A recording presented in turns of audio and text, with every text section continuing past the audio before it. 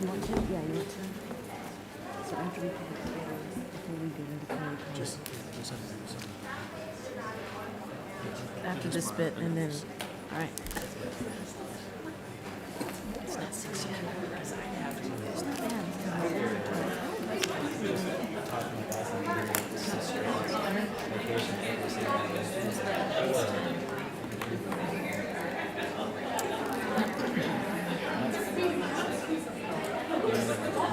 Good evening. I call this Iowa City Community School Board meeting on Tuesday, April 23rd, 2019 to order. My name is Janet Godwin, and I want to thank those in the audience, those watching on YouTube, and those following on Twitter for joining us tonight. I'll start by introducing those at the table with me. To my right, Superintendent Steve Murley, Directors Ruthina Malone, Phil Hemingway, Lori Rotland.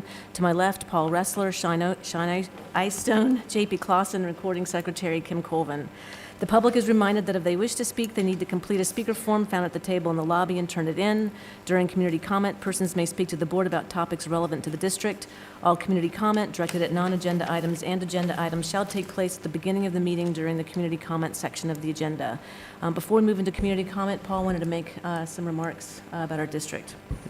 I would just like to have everybody take a moment of silence here. We lost one paraeducator last night from City High, Tom McTaggart, and also a longtime City High teacher and track coach, John Raffensberger, also passed away yesterday. So if we could just take a moment of silence to honor those.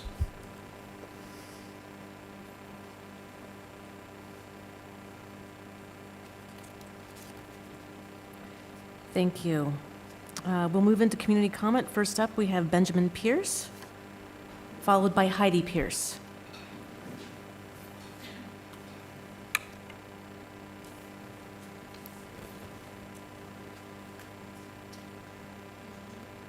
As you already heard, my name is Benjamin Pierce. I am 10 years old in 4th grade. Next year, I'll be in orchestra. I'm going to thank the school board because I wrote an email to the school board requesting that they do not cut orchestra, and they the school board considered my opinion and wrote back and did not cut the orchestra. Thank you. Thank you, Benjamin.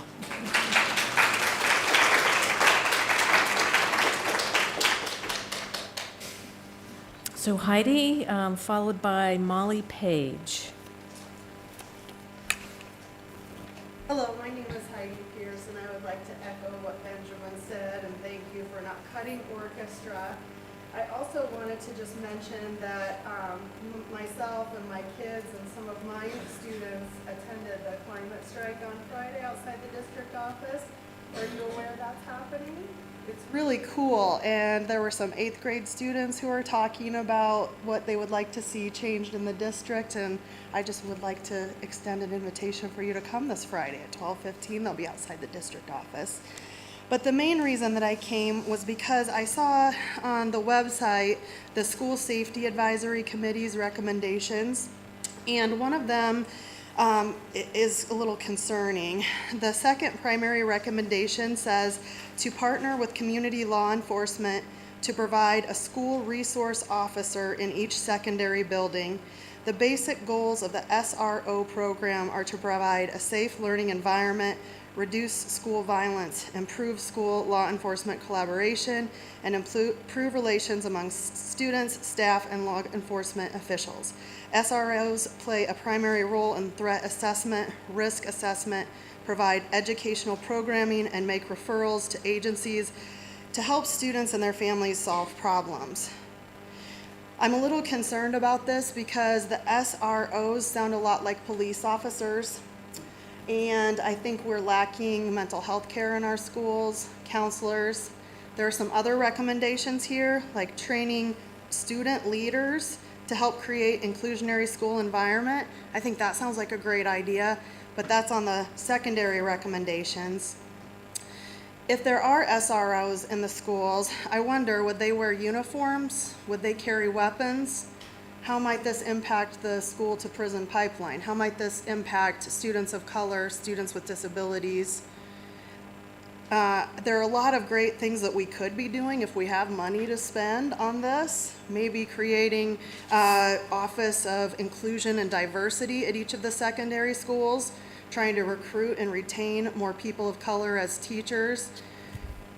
We really need to address all of our population, so please consider rejecting this recommendation for hiring these school resource officers and instead investing in counselors and mental health care providers. Thank you. Thank you, Heidi. Molly, followed by Tammy Neiden.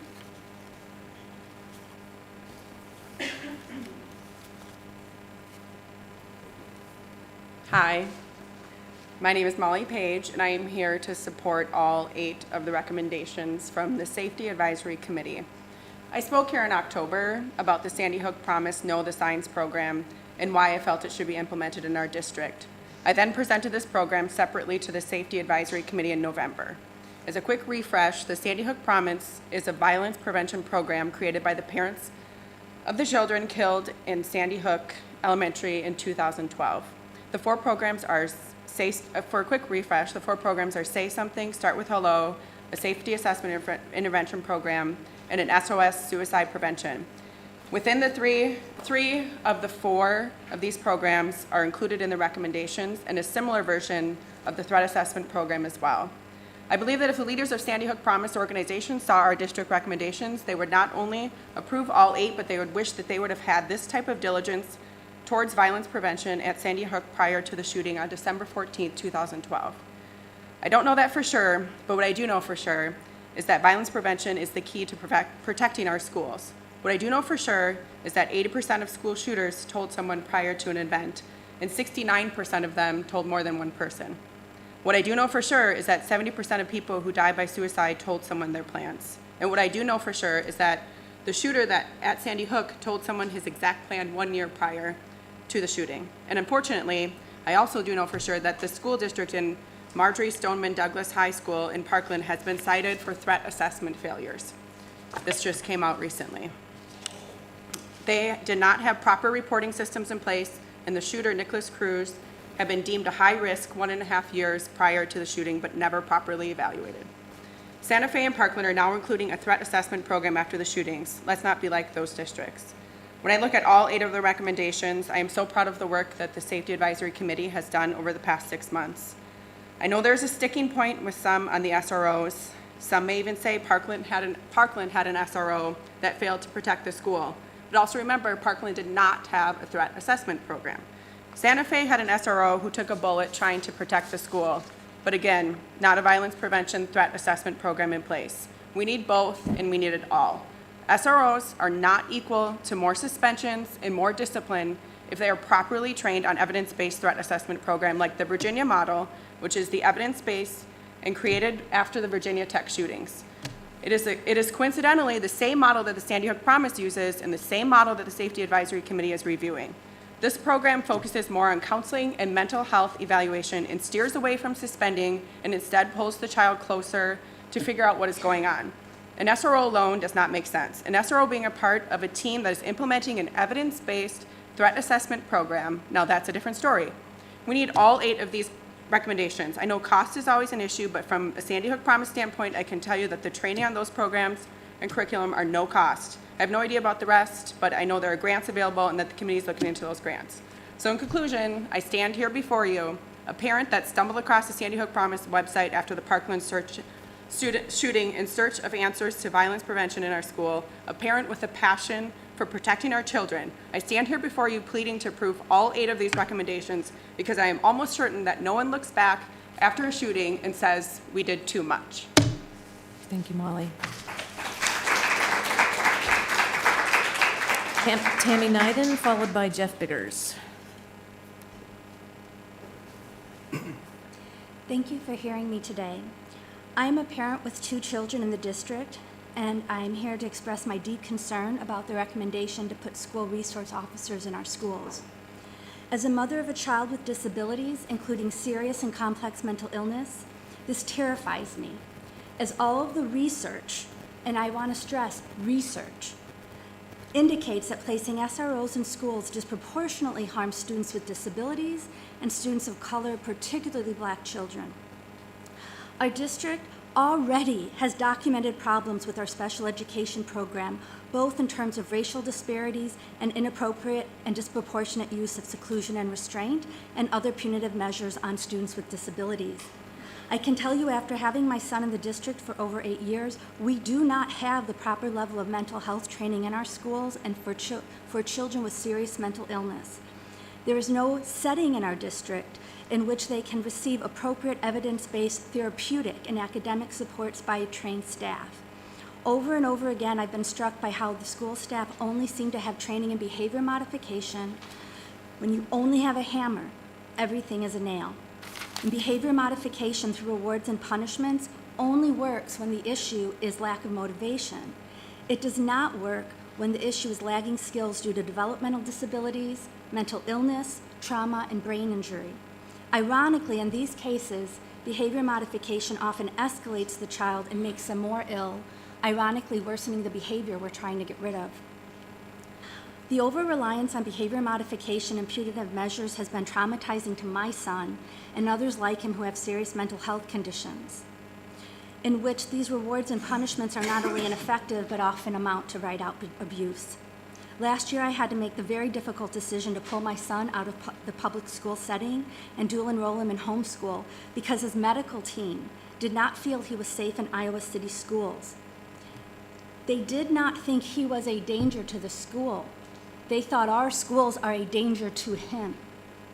I'm trying to keep my child alive every day, and I do not feel like this district is helping because we do not have the proper training in mental health.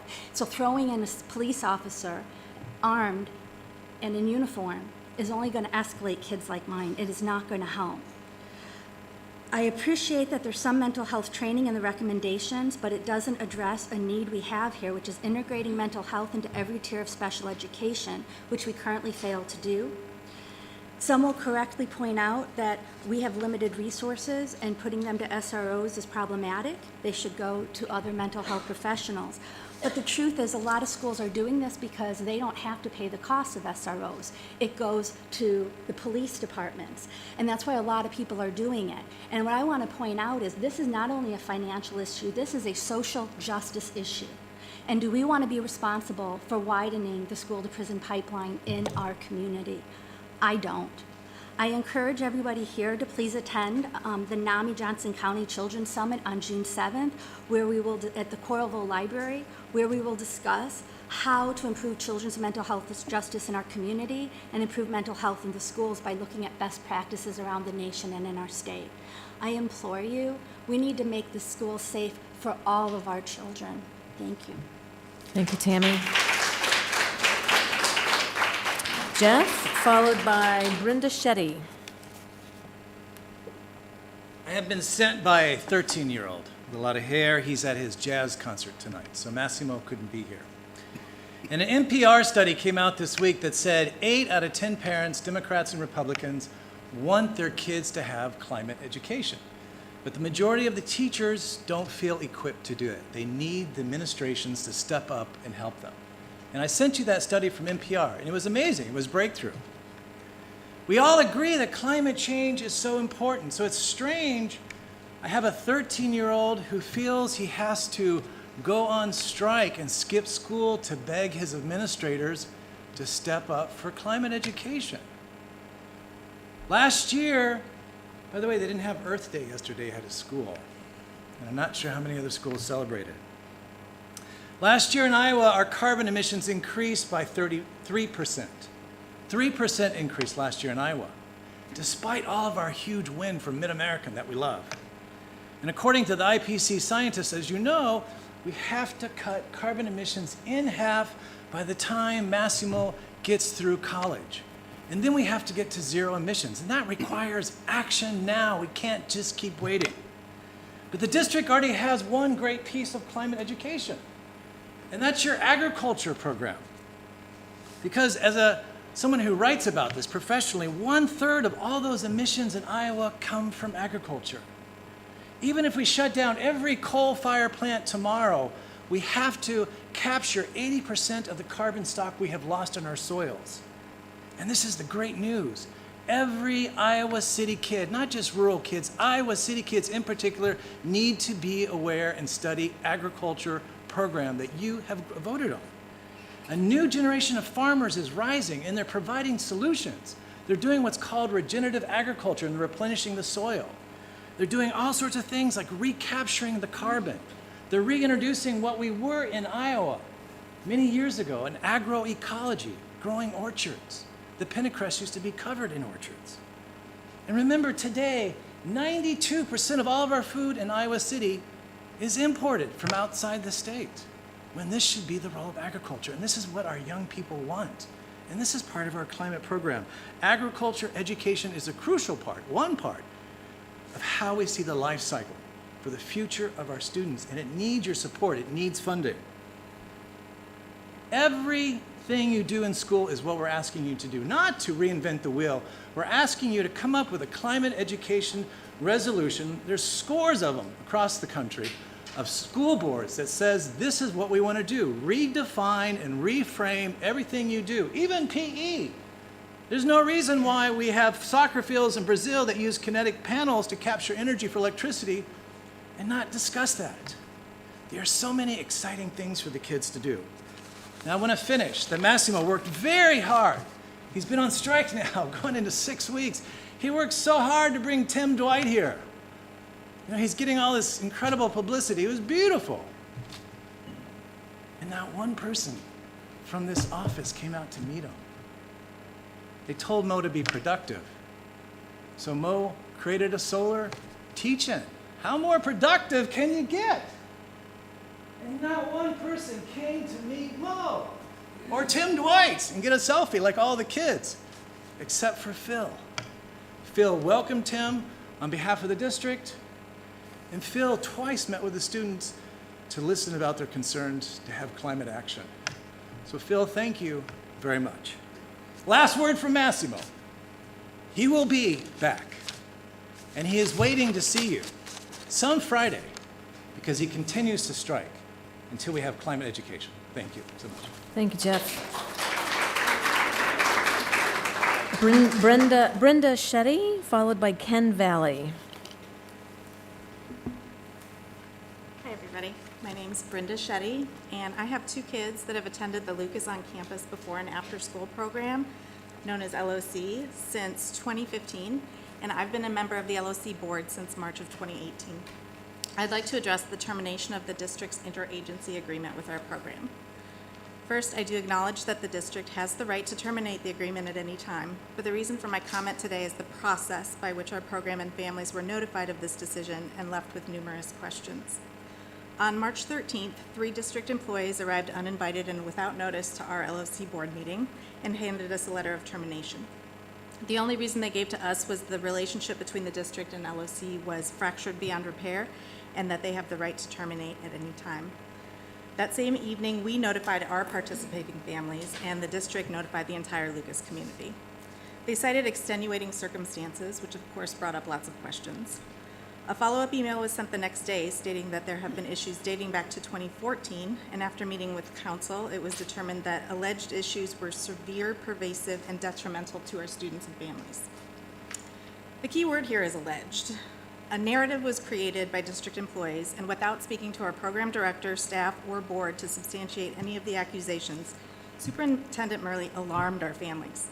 Calls to the schools were fielded by Lucas Elementary staff about whether it was safe to send their kids to our program, and the LOC board did our very best to alleviate concerns, knowing full well that the kids were not in any danger of attending our program. With no actual evidence from the district, rumors began to spread, and now our program's reputation is marred and our staff is demoralized. All of this seems out of step with the school district with the mission of putting students first and ensuring students are capable of making informed decisions in a democratic society. LOC was not given any democratic due process, and we were forced to defend ourselves against unknown accusations.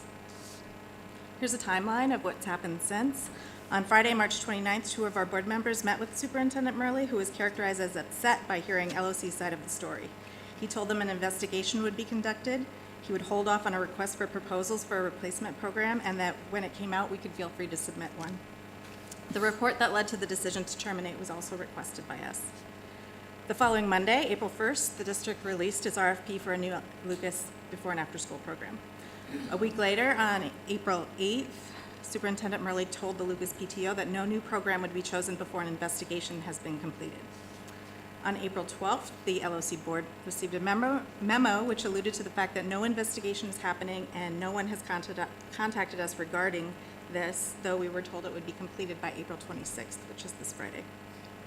We also received a heavily redacted report with no real answers, and the LOC board plans to put together a response to that. In conclusion, the LOC community is still incredibly unhappy and frustrated with this course of events. The safety and welfare of our LOC students is a priority to us, and our families have enough faith in our staff and program that not one student has been removed because of these allegations. But for the superintendent to scare our families into thinking otherwise is unacceptable and needs to be addressed. It's my hope that the school board and the district will work with us, at the very least, to hear our side of the story regarding their multiple concerns and explain when and how the district failed to secure adequate response from our program and yet allowed alleged issues that are severe, pervasive, and detrimental to our students to continue for the last 5 years. It would be truly a disservice to the entire Iowa City community if the district is to operate and make decisions like this in an echo chamber. Thank you for the opportunity to comment. Thank you, Brenda. Ken Valley, followed by Risa Dotson Ike.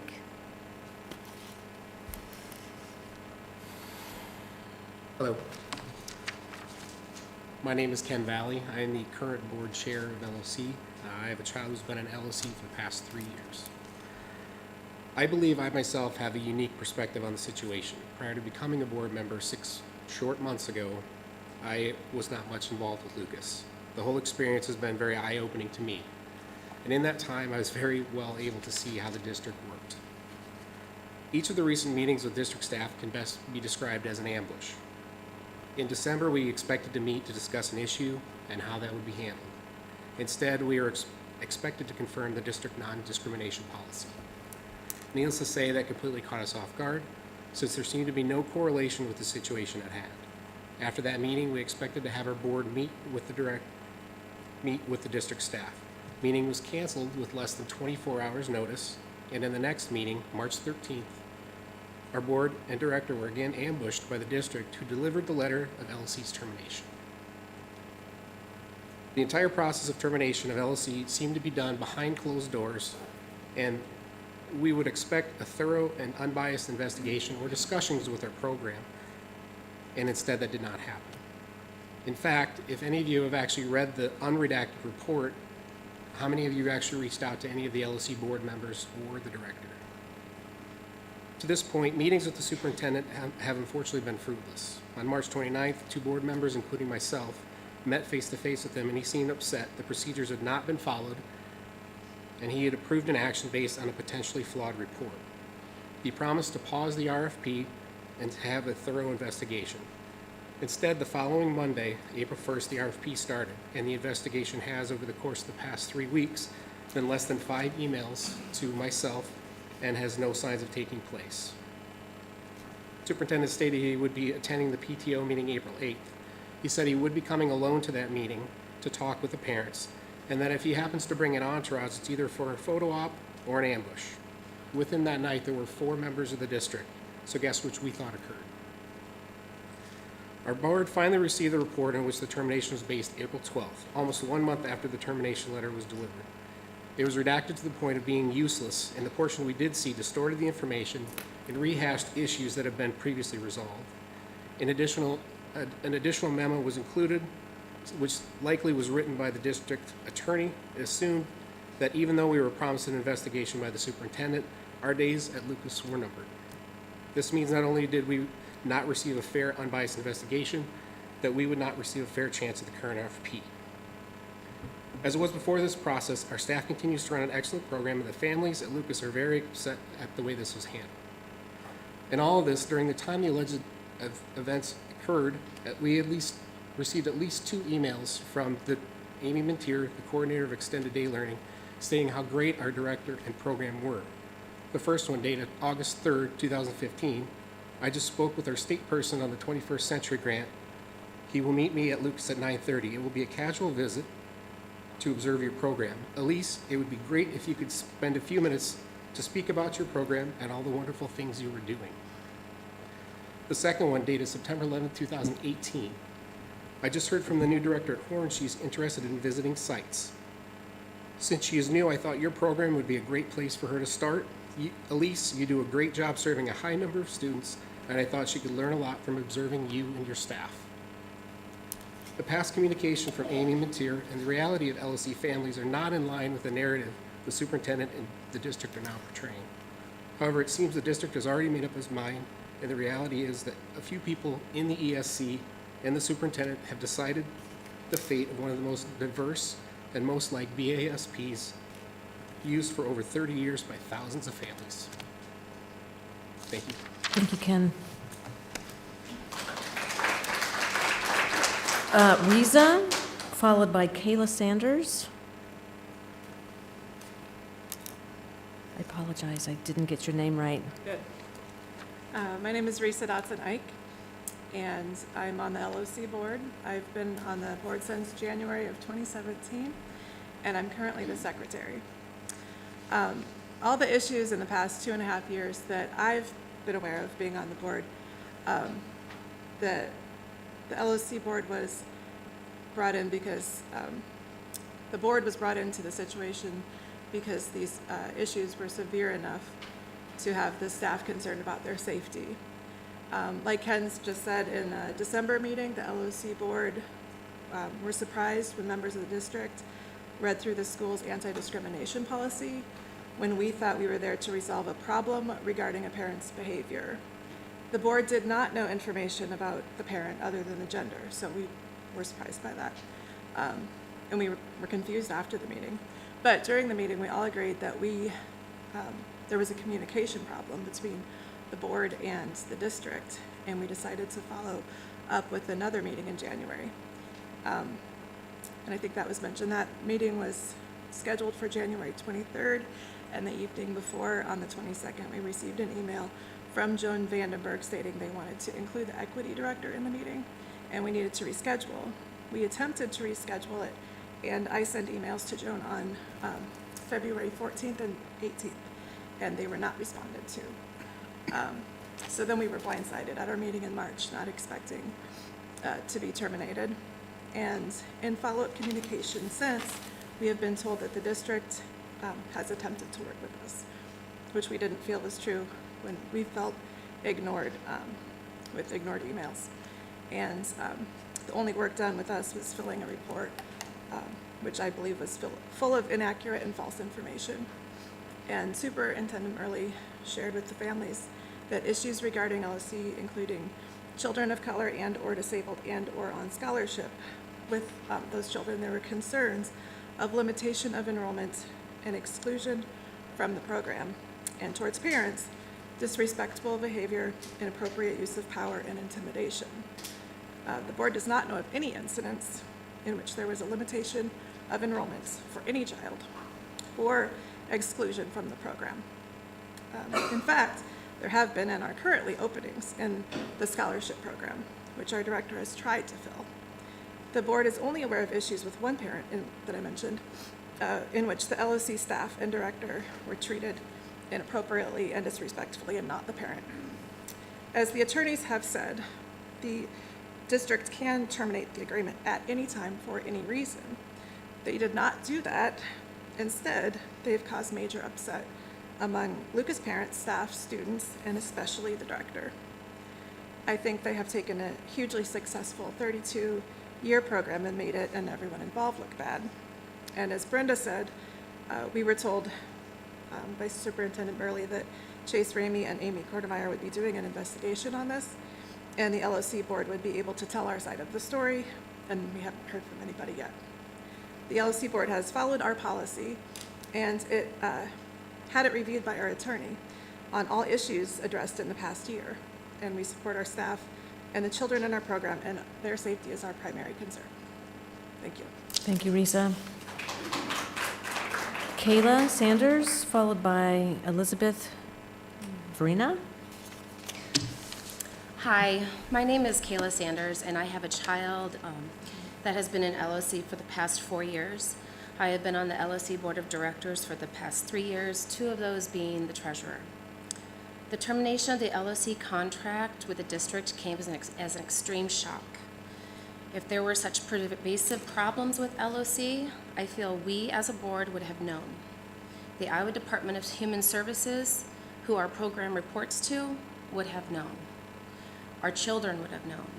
And yet, we are all surprised and dismayed by how the district portrayed LOC. In my opinion, what this all boils down to is a severe lack of communication on behalf of the district, which has been even expressed by a few of you board members here today. Also, it was noted in a meeting that there was old baggage some district personnel carried. I feel that there has been retaliation on the basis of key players from the district not being able to set aside personal opinions of others. I've sat in a few meetings with district employees, and for me, it was incredibly uncomfortable. There were several times where help was asked and not received. There were times when clarification was requested, but was met with silence. There was no discussion, but rather the district's way or the highway. It is of my opinion that certain members of the district do not like questions to be asked or to be challenged. When I have asked questions or have challenged others, I have been called rude and disrespectful. I take great offense at how our director, our LOC director, and board has been treated by the district. We have been bullied, disregarded, and disrespected. The ambush on March 13th, which, Mr. Murley, is the word that you used in our meeting on March 29th. The ambush from the district was unprofessional, inappropriate, blatantly disrespectful, and shameful. Our director, Elise Denniston, is a wonderful human being who cares about everyone, especially the children in the LOC program. She goes out of her way to ensure the safety of the LOC students, staff, and herself. She has carried herself in a very professional manner, and for someone who has been unjustifiably dragged through the mud, she has risen above and continued to do a wonderful job for our children. We remain in full support of our director and our staff. I have come to accept the unfair and unjust termination of the LOC contract. What I cannot accept is how the district employees have treated our director and our board. I hope that, at the very least, a public apology is issued to Ms. Denniston. Thank you. Thank you, Kayla. Up, Elizabeth, followed by Noah Schmall.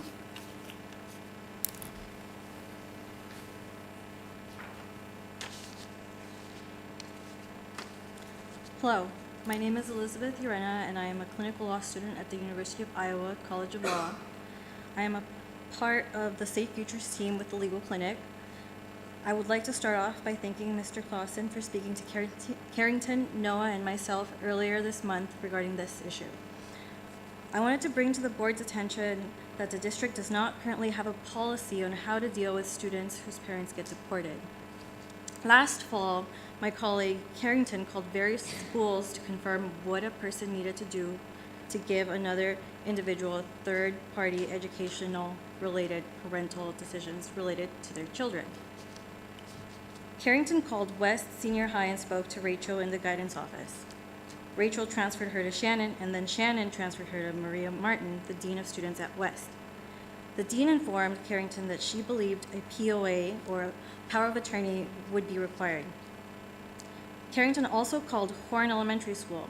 The secretary at Horn told Carrington that she would need to contact the Educational Service Center for an answer, and the secretary was told not to respond to us with an answer. She said that Mr. Degner was informed and was going to respond. This was after Amber, another colleague, spoke with the receptionist at the school, and the receptionist told Amber that a signed letter would work. Carrington called City High and was advised that City High does not have a policy in place, and Susan directed Carrington to Lisa Mattingly, Mr. Degner's assistant. Susan advised Carrington that she believed that there was a form that could be filled out delegating parental powers should a parent become unavailable, but Ms. Mattingly would be best to advise. Carrington then called Ms. Mattingly to ask about the form. Ms. Mattingly reported that she did not feel comfortable discussing the matter, as we were also asking Superintendent Degner. We eventually met with Mr. Degner last fall, and he essentially told us that a student would need to be disenrolled and then re-enrolled for a non-parent to make educational-related decisions. This seems unreasonable and is potentially illegal. We think that this is an issue that the board could tackle by creating a policy for all students across the district. Thank you. Thank you, Elizabeth.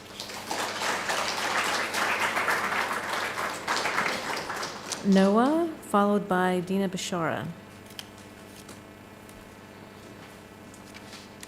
Hi, I am Noah Schmall, and along with Liz, I'm also a clinic law student at the University of Iowa on the Safe Futures team. I also wanted to thank Mr. Clausen for talking to us last month as well.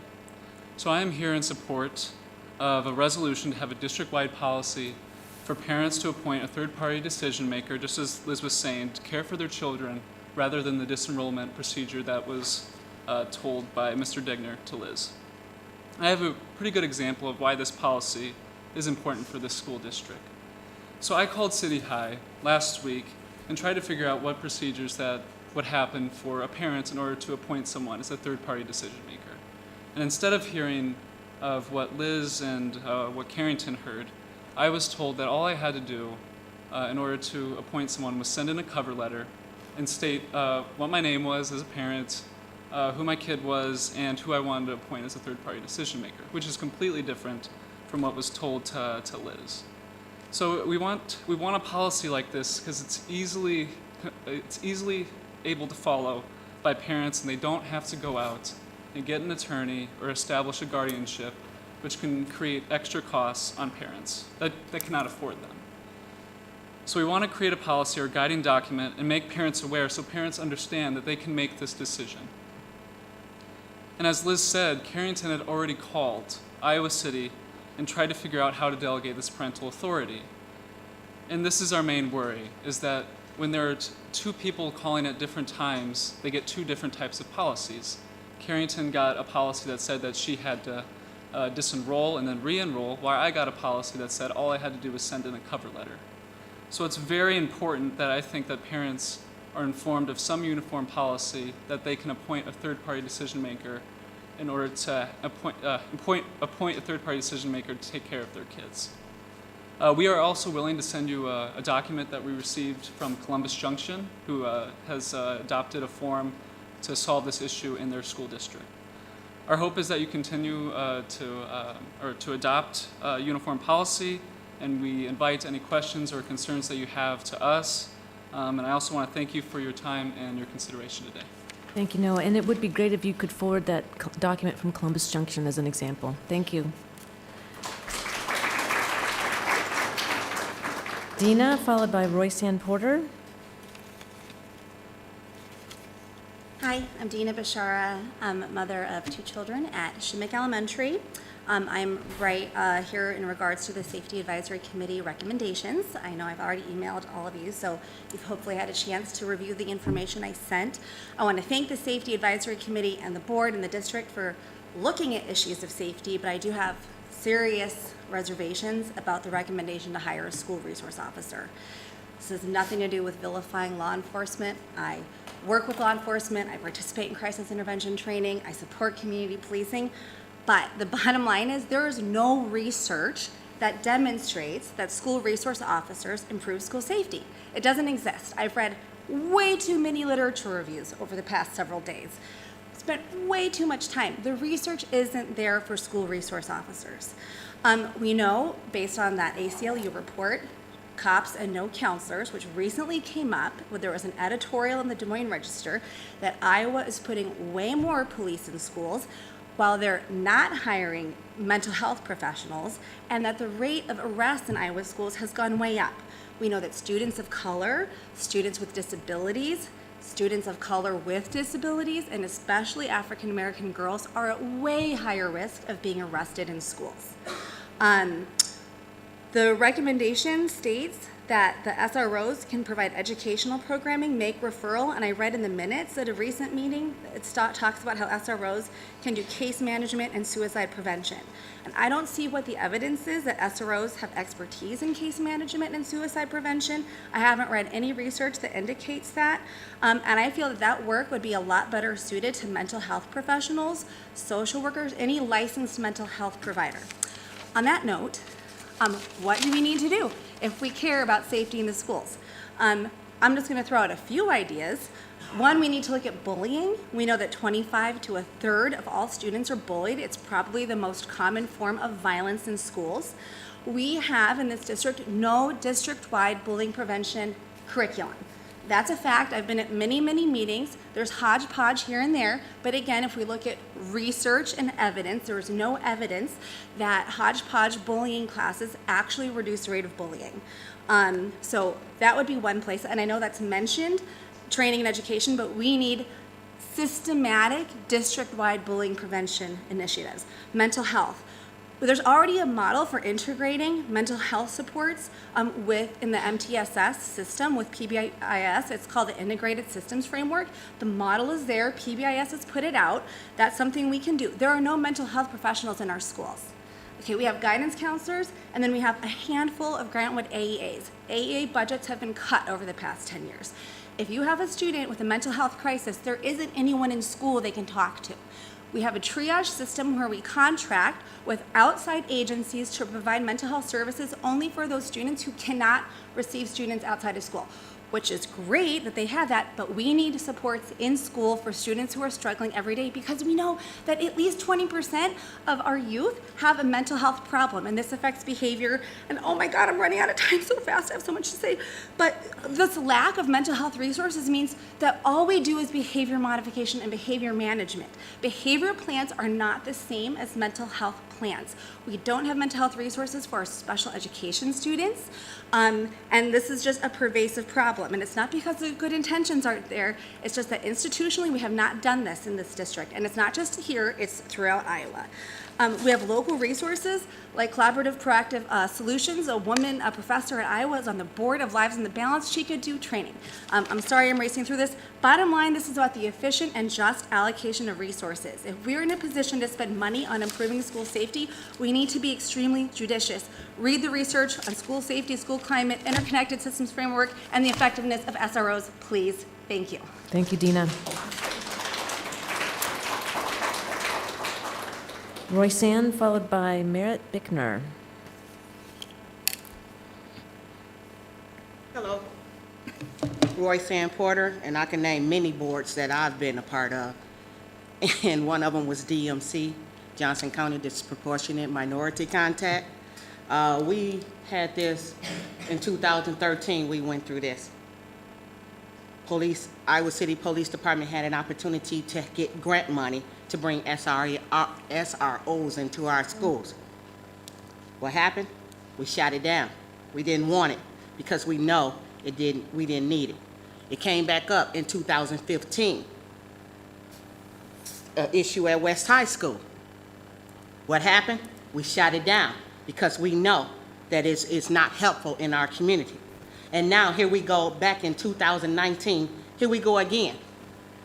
Lynette Jacoby sent each and every one of you the data from the Disproportionate Minority Contact and the ACLU. You got the data.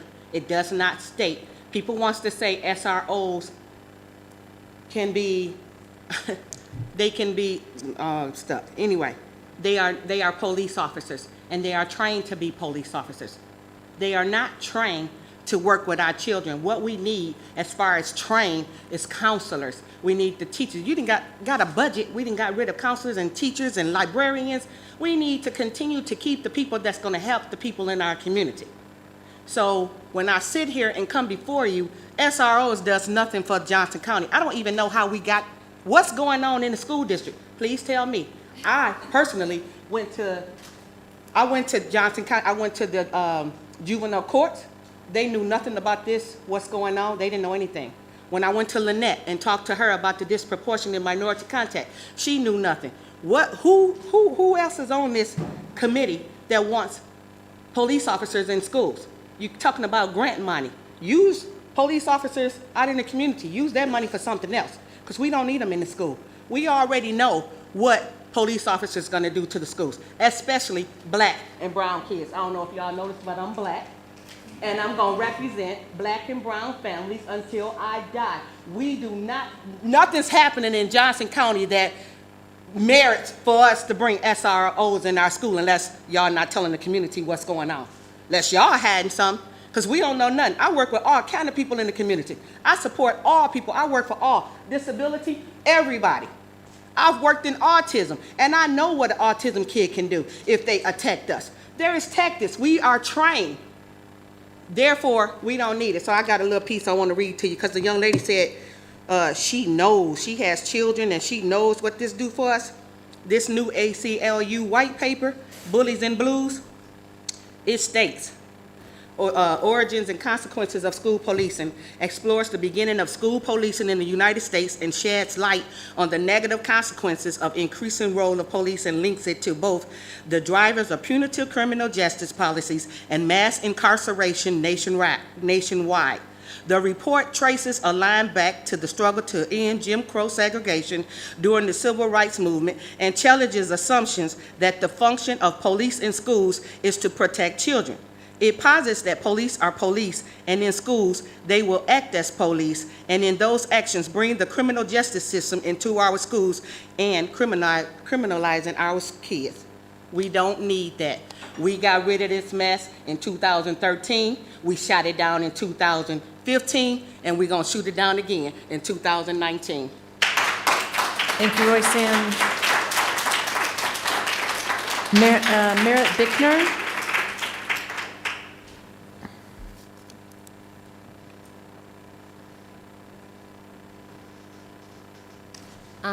My name is Merritt Bickner. I'm a graduate of ICCSD, and I'm the parent of a 7th grader at Southeast and a 9th grader at City. And I want to address the Safety Advisory Committee's recommendation for SROs in schools, especially at a time when we're cutting our counseling and support staff at those schools. We've seen school districts with resource officers who have failed to prevent tragedies. We can't fill all the gaps that there are, and we can't pass the feeling on to our kids that they're only going to be safe when somebody's armed. Our best chance for safety in our schools is counselors and staff who have the time and resources to form relationships with their students so that we know who poses a risk and who needs help. In addition to being ineffective, armed law enforcement in schools only serves to exacerbate issues we already have in integrating our community as it's growing, and especially growing in diversity. I was the 4th worst state at incarcerating black people, and in the past, we've been first. And nationwide, black students are 1/5 of the population of our schools, but they make up more than half of the kids who are arrested in their schools. Every major civil rights organization has issued statements about how SROs are dangerous, especially to students of color. This recommendation isn't the right answer for safety in our schools, and it's not the right answer for a community that needs to work on growing into inclusion and support for all of its students. Thank you, Merritt. Thank you all for coming tonight. That concludes community comment. We'll move into agenda approval for our meeting this evening. Is there a motion to approve our agenda? I move that we approve tonight's agenda. Second. Kim, we're ready to vote. Online voting is open.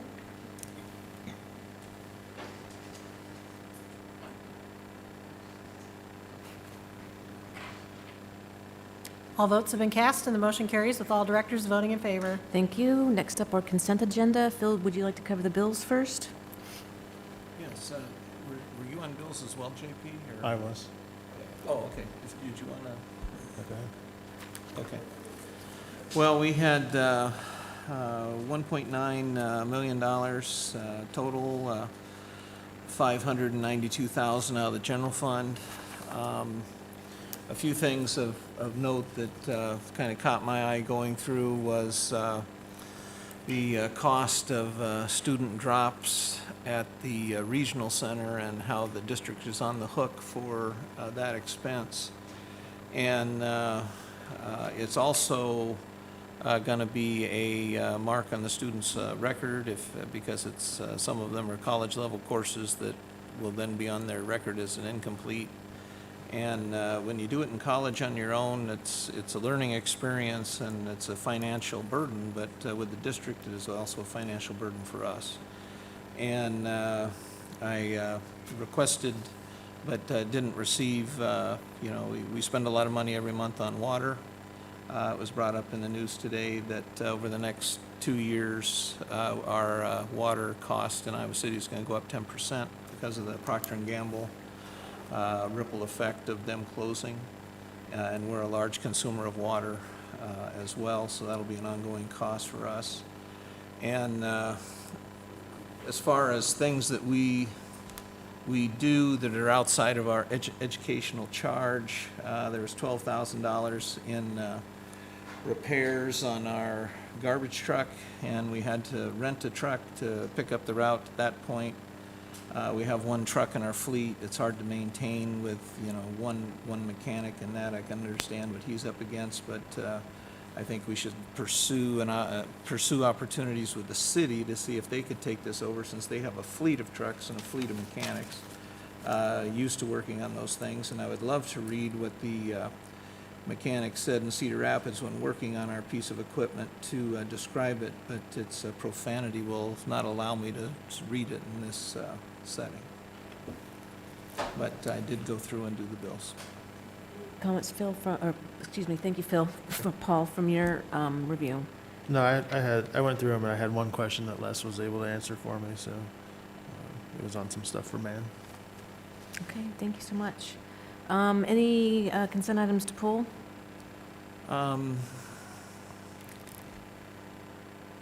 Yeah, I'd like to discuss the man project on Appendix 9.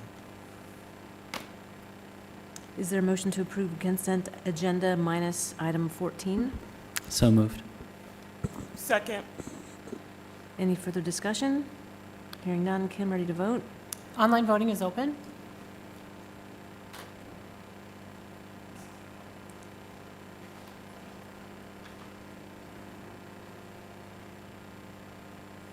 All votes have been cast, and the motion carries with Directors Rotland, Ressler, Godwin, Clausen, Malone, and Eystone voting yea, and Director Hemingway voting nay. Item 14, Phil, Appendix 9, the man update. Yes, if we could just get a little description on the design. Is MMS going to be designing playgrounds now, or this is just for the site prep?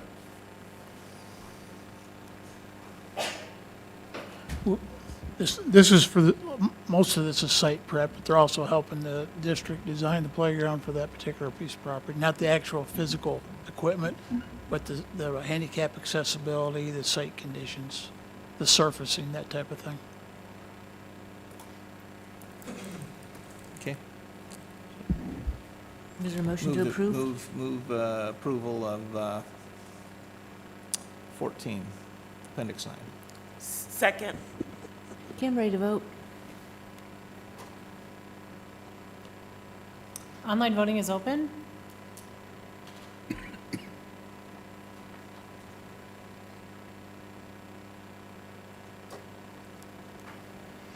All votes have been cast, and the motion carries with Directors Rotland, Ressler, Godwin, Clausen, Malone, and Eystone voting yea, and Director Hemingway voting nay. Thank you. Next up, public hearing, Shimmick Elementary School Sixplex Modular Project.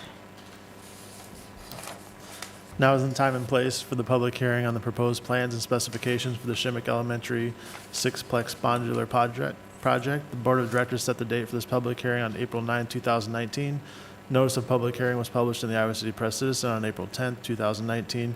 The district will receive bids for this project at 2 p.m. May 1, 2019 at the Facilities Management Department office located at 1137 South Riverside Drive, Iowa City, Iowa 52246.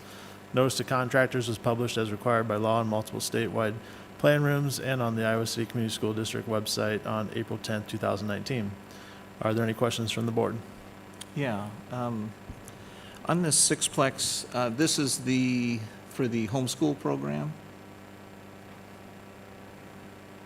Ultimately, yes. It'll also be used for transition during construction once it's on site. And once we're done with the transitional process, it becomes the entire 6 rooms will be homeschool. Okay, so it's going to be shared between the homeschool and the students during construction. That's what we expect. And it's going to be on the site of the old playground. No, it's going to be on the east side of the, what I would call the staff parking lot. By the reading tree. I don't know if The big. there's a the garden big there. monster reading tree Right. that had the herbicide ring in years Is that past. correct? I don't think so. It's going clear up to the court. It's going clear By the student garden? by the garden. Well, it's been used by staff and adults, but it's at the south end of the east side of that parking lot. So is the tenplex going into the place that we leveled? No, but we are providing foundations in case we need to provide extra duplex modulars during construction. So the site that we prepared for the tenplex we're not using? No, well, I shouldn't say that. I would clarify by saying that as part of the sixplex project, we're gonna put a hard surface there for overflow parking, for additional play space. But beneath that asphalt, there will be some foundations put in to accommodate duplex units in the future if we need to move them in during construction. I'm sorry, I didn't catch what new units? I can slow down, but. Okay. Okay, where the original wooden playground structure was. Where we did all the we had work talked- in preparation for the Right. site. We spent We a had lot of talked about money. moving the tenplex there, but instead, the tenplex now will be at Northwest Junior High School during their construction project, which is at the same time. Once we accelerated the schedule, we had to revise the modulars as well. So that tenplex is going to Northwest. At Shimmick, we're hopeful that we'll be able to share the sixplex as part of our needs during construction. Should that not be sufficient, we are also putting some pier footings underneath the asphalt slab, which is where we had talked about putting the tenplex, so that if we deem that we need more space during construction, we'll be able to put a couple duplex modular units on that site, where we had talked about putting the tenplex before. So, but if we don't so you're planning on putting modulars there, or this is just in case you do? Because it seems like. It's in case we need them. Okay. What we're going to do is there was some concern about the sixplex being on the Shimmick side and loss of parking space. So as part of this project, we're going to actually pave asphalt, hard surface, where the old playground was, so that they'll have additional hard surface play area, and can be used for overflow parking during events. Okay, so transition, the homeschool program and the transitional schoolhouse will share the sixplex. Right. Which will be over in that garden area. Right. And when students have to go in, they're going to have to cross the parking lot for certain activities, the library and things like that, or? No. No? It's fairly close. Jeff says there's also a sidewalk on that path. So they won't have to go into the parking lot to get to the building. Okay. So, but the tenplex is not going to Shimmick? Most likely not. We're planning on it going to Northwest right now. Shimmick, the schedule for Shimmick got changed. They're in the same timeline as Northwest, and there's a greater need for it at Northwest.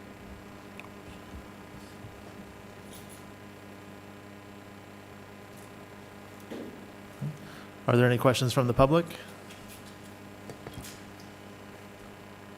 Thank you. That concludes the public hearing. Next up, we'll move into discussions. We've got discussion regarding school year calendar, where we've had some input from your conversations with different religious leaders, Steve, and then there's also discussion around professional development options for our teachers, half-day or full-day options. So that all sort of weaves into considerations for our calendar. Is there anything you want to add there? Thanks for the robust discussion on Saturday at the board retreat. For those who weren't there, just a quick summary. We had the opportunity to meet with Muslim, Jewish, and Christian religious leaders in the community to better understand their concerns about both celebration of Sabbath Day and holy days, and understand how that intersected with our calendar. And then that led to a further discussion that was already taking place about professional development and whether there was any overlap opportunities there. On Saturday, we presented two different options of either half-day or full-day release for professional development in lieu of the current early release on Thursdays. You had quite an extensive discussion about it on Saturday. The recommendation that came out of the retreat on Saturday was to go back and speak with our ICA leadership team about a full-day option and get some feedback from them, and then bring that back to you at a subsequent meeting. And I think the calendar committee would take on, after you speak with the ICEA and get their input, then the calendar committee would take those recommendations forward as they're looking for out-year calendars. Yes, they would develop some out-year calendars and then bring those to you for review. Yep. Anything to add from those at the retreat Saturday? Well, I was just going to mention, earlier today, we had a curriculum review. Some of them are here, but I had two different, the folks here, like, kind of pull me aside and ask me directly, so what's the deal with the potential PD changing? And I mentioned what we had talked about on Saturday of potentially looking at, you know, Friday half day or full day as opposed to the early out on Thursday. And since they asked, I asked them, it was like, is that a good thing or a bad thing? And it was pretty clear that it seemed like they wanted that change. And they made no bones about it. So I think it's going in the right direction if we continue that conversation for sure. John, did they have a preference on the half day or the full day? They didn't give me a preference. I think they were very excited to not do early outs on Thursday, Yeah. in order to have a better time frame to get work done. And it kind of came up in the full group discussion because several of the things they're working on is around PD and things like that. So I think looking at being able to schedule some of that stuff in a different way would be a plus. But I think the two specific people that asked about it, I think we're just thinking of, wow, we'd have so much more time and, you know, not be wasting it driving, you know, out of our half hour that we get and things like that. So you can take that for what it is. It's a couple people that I talked to today. Yeah, the one thing the one thing I forgot to bring up on Holy Saturday was for that discussion, as far as the other benefit to doing full day, is that on those, you know, you're doing less half days. You're not going to have the transportation. You're not going to have the cafeteria staff and those things that are associated with having multiple half days. So there's going to be, there should be some economic savings for having the full day PD as opposed to the half day. So that would be another big plus, I think, for us to look at that way. And also the points like Lori brought up about being able to do day-long field trips and things like that, and as far as how extracurriculars and things would benefit from some of that as well. Very good. Thank you all Thank you. very much, and look forward to getting the feedback from ICEA on that. Next up, presentation, School Safety Advisory Committee. And who's going to lead us through that? Thank you.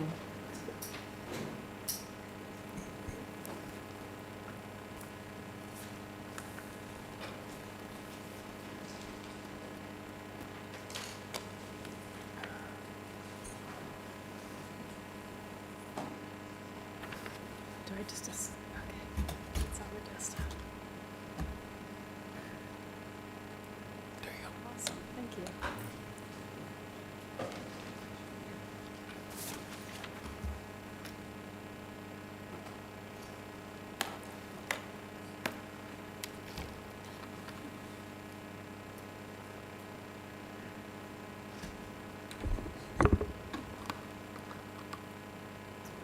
Good evening. Oh, good, the mic's on. I wasn't sure. My name is Kate Callahan. I'm the Director of Student Services. The School Safety Advisory Committee was formed to provide guidance to the school board on safety and security issues in the schools and determine ways that we would recommend to make the schools safer for our students and staff. Committee members were selected through an application process. A steering committee composed of representatives from juvenile court, law enforcement, the Disproportionate Minority Contact Committee, District Equity Director, Assistant Superintendent, and myself followed selection criteria to determine committee membership. 3 stakeholder groups were identified, including the Iowa City School District staff, students and parents, as well as community members. The group met 17 times since last June, including 2 community outreach sessions. In that time, the committee has dedicated itself to gaining a better understanding of district safety and security measures. We have met with representatives throughout the district to learn more about how curriculum, mental health, supports, equity issues, and physical security systems all weave together to create the fabric of safety in our schools. Various speakers came to present information to the committee, and committee members were also involved in quite a bit of hours of reading and time researching the topics as well. I'm encouraged that with what we've come up and with the committee recommendations, what we've learned about safety, and the opportunity to share those recommendations with you. I do believe we have some committee members in the audience. If you served on the committee, could you please stand to be recognized? I want to thank you for your dedication and service.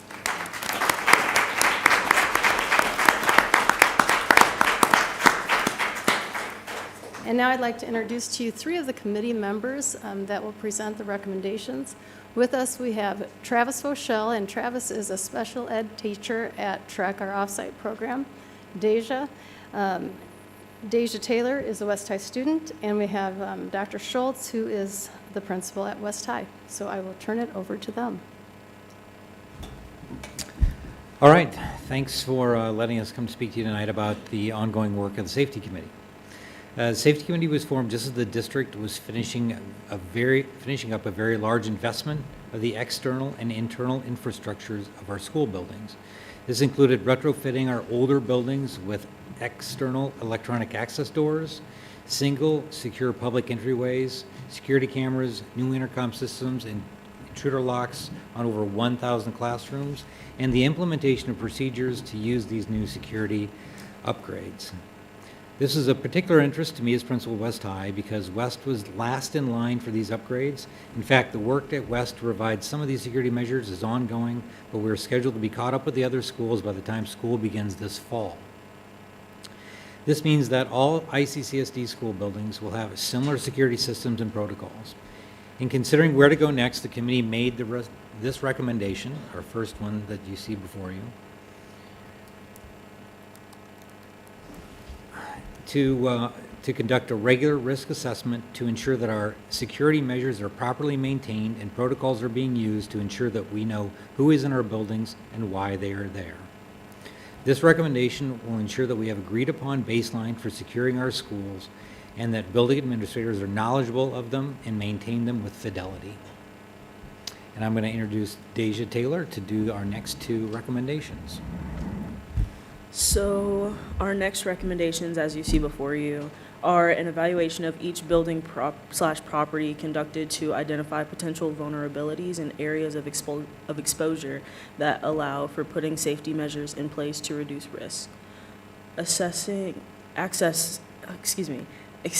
the efficiency of systems in place, lock security, cameras, etc., implementation of consistent procedures for entrances into buildings. In the past 6 years, we have spent $10 million in safety upgrade measures of consistent implementation, formal procedures for annual audit. The work of having a standard for external and internal facility safety protocols was just finished as the committee began its operations. One of the first tasks of the committee was to learn about these standards and to recommend changes or additions. And some of those examples include monitored secure entryways for schools, cameras, intercom systems, intruder locks. So our next one, we include, we have the Green Bandana Project, which is a peer mentoring program utilized by students, and students will will be trained to recognize certain signs of mental health problems and things like that. Our signs of suicide is a part of the Sandy Hook Promise, as well as the Start with Hello, which is last. And in order to do all of that, we are working toward the STOP grant, which is the Mentors in Violence and Mental Health First Aid. So those are our first recommendations. Our next one is implement curriculum at the secondary level designed to increase staff and student awareness of the Say Something campaign and teach students, how to report and respond to identified concerns and progress. So the Say Something campaign is currently being used in all of our schools. However, one problem that we have is that students don't know how to report their findings or some things that are going on in their schools. So this recommendation would increase the awareness of that campaign and teach students how to use it. The next one is that this is also a part of the Sandy Hook Promise, as well as the Start with Hello and the SOS, Signs of Suicide Prevention. And I will pass it over to Travis. Thank you, Deja. The next recommendation that the committee came up with was to increase training on bullying and harassment. This includes reporting procedures, response, education, and intervention process for incidents. The good news is the implementation of this recommendation is already underway. The special education, equity, learning supports, and student services departments are working collaboratively in reviewing the bullying and harassment procedures with a focus on incorporating an educational component and intervention in addition to safety plans for victims. We recommend annual training for administrators that will be taking, training for administrators on procedures in the fall annually. We also recommend clear definitions of what is a major or minor incident and when to employ harassment and bullying procedures. The next recommendation that the committee came up with was to investigate the implementation of universal mental health screening for students. As a committee, we had struggled with determining whether a mental health screening would be for all students or only some in demonstrating need. Research does suggest, however, that best practice is mental health screening for all students. And this would allow the district staff to intervene at a much younger age than we do already. Our committee also agreed we need to increase the awareness of mental health resources in our schools and community.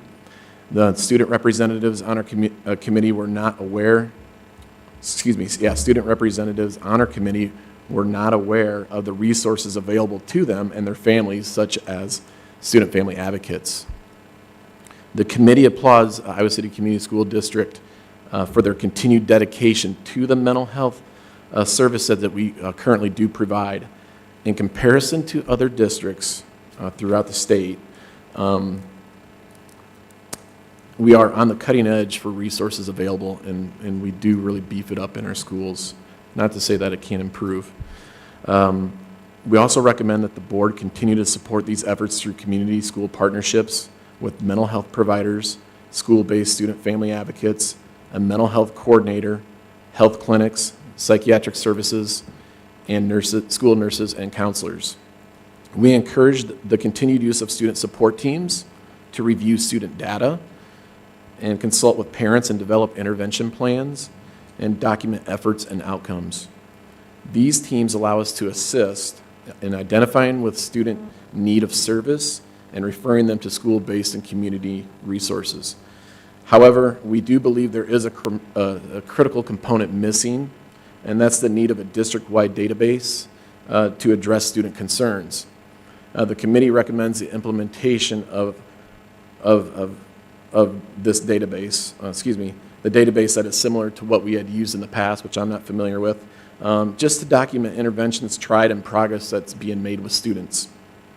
This database would have restricted access, so it's highly confidential.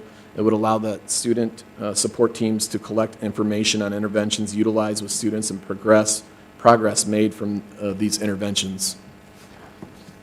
And then my last recommendation that I'm going to present is to develop a district-wide K-12 plan for social emotional learning and provide staff training necessary to implement a comprehensive programming. Research in this area demonstrated a need for a consistent definition of social emotional learning in school districts with a clearly articulated K-12 social emotional curriculum. This district plan should purposefully integrate teaching in the areas of effective communications, peer relationships, problem-solving skills, conflict resolution, and emotional self-regulation into the district-wide curriculum. The plan would also provide staff training necessary to implement comprehensive programming. One training the committee endorses is mental health first aid for staff, but there are also many others to choose from. Thank you.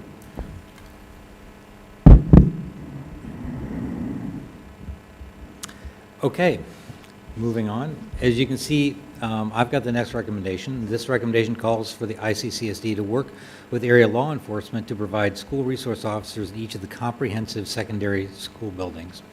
In making this recommendation, the committee was very mindful that this would be the start of a conversation and that the process would be long and exhaustive before SROs would be part of the ICCSD. It was this conversation in mind that the committee advanced this proposal. The debate about the inclusion of SROs was by far our longest. I myself entered this debate with a copy of the ACL's 2017 report, Bullies in Blue, which has been referenced here earlier, and which definitely paints a problematic picture of this practice. It's important to note that the mission of our group was to answer this question: what is likely to significantly contribute to the safety of our schools? It wasn't to what was the most cost-effective. It was not what was the best trade-off for resources, but rather what is likely to significantly contribute to the safety of our schools.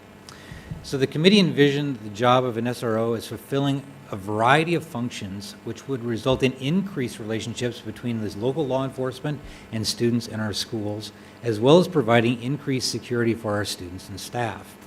As envisioned by the committee, the SRO would work as the result of a clear understanding of roles and responsibilities between the school and the cities.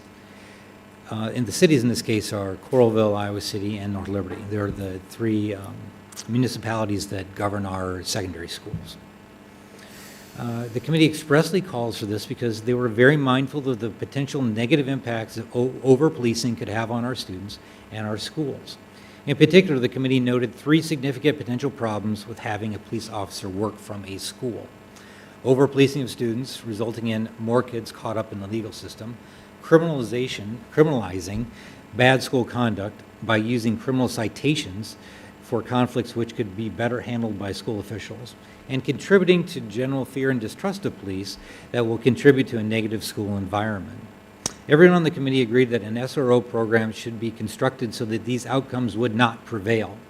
So it was with these concerns in mind the committee defined the job of an SRO in the following way: a person to provide consistent, timely, and trained response in the event of an emergency; a liaison for students who have had past police involvement; an officer who could offer a consistent response when law enforcement is brought in when criminal acts take place on school property; a member of a threat assessment team who would have access to the perspective of the greater community; a person in the building with access and communication with community resources; a person who could teach and advise students about the law; an individual trained to work with a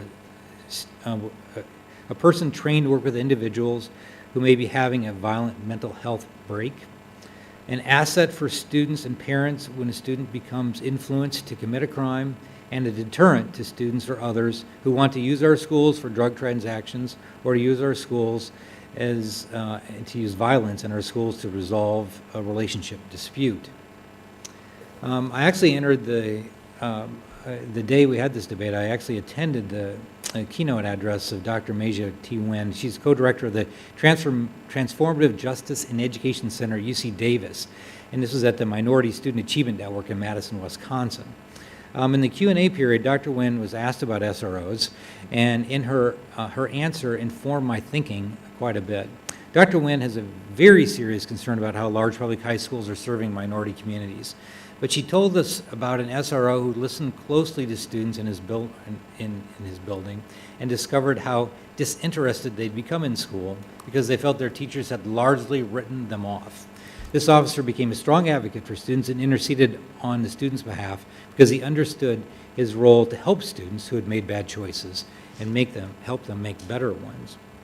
One concern identified by school officials is the inconsistent response they have when there are a variety of police officers responding to a building.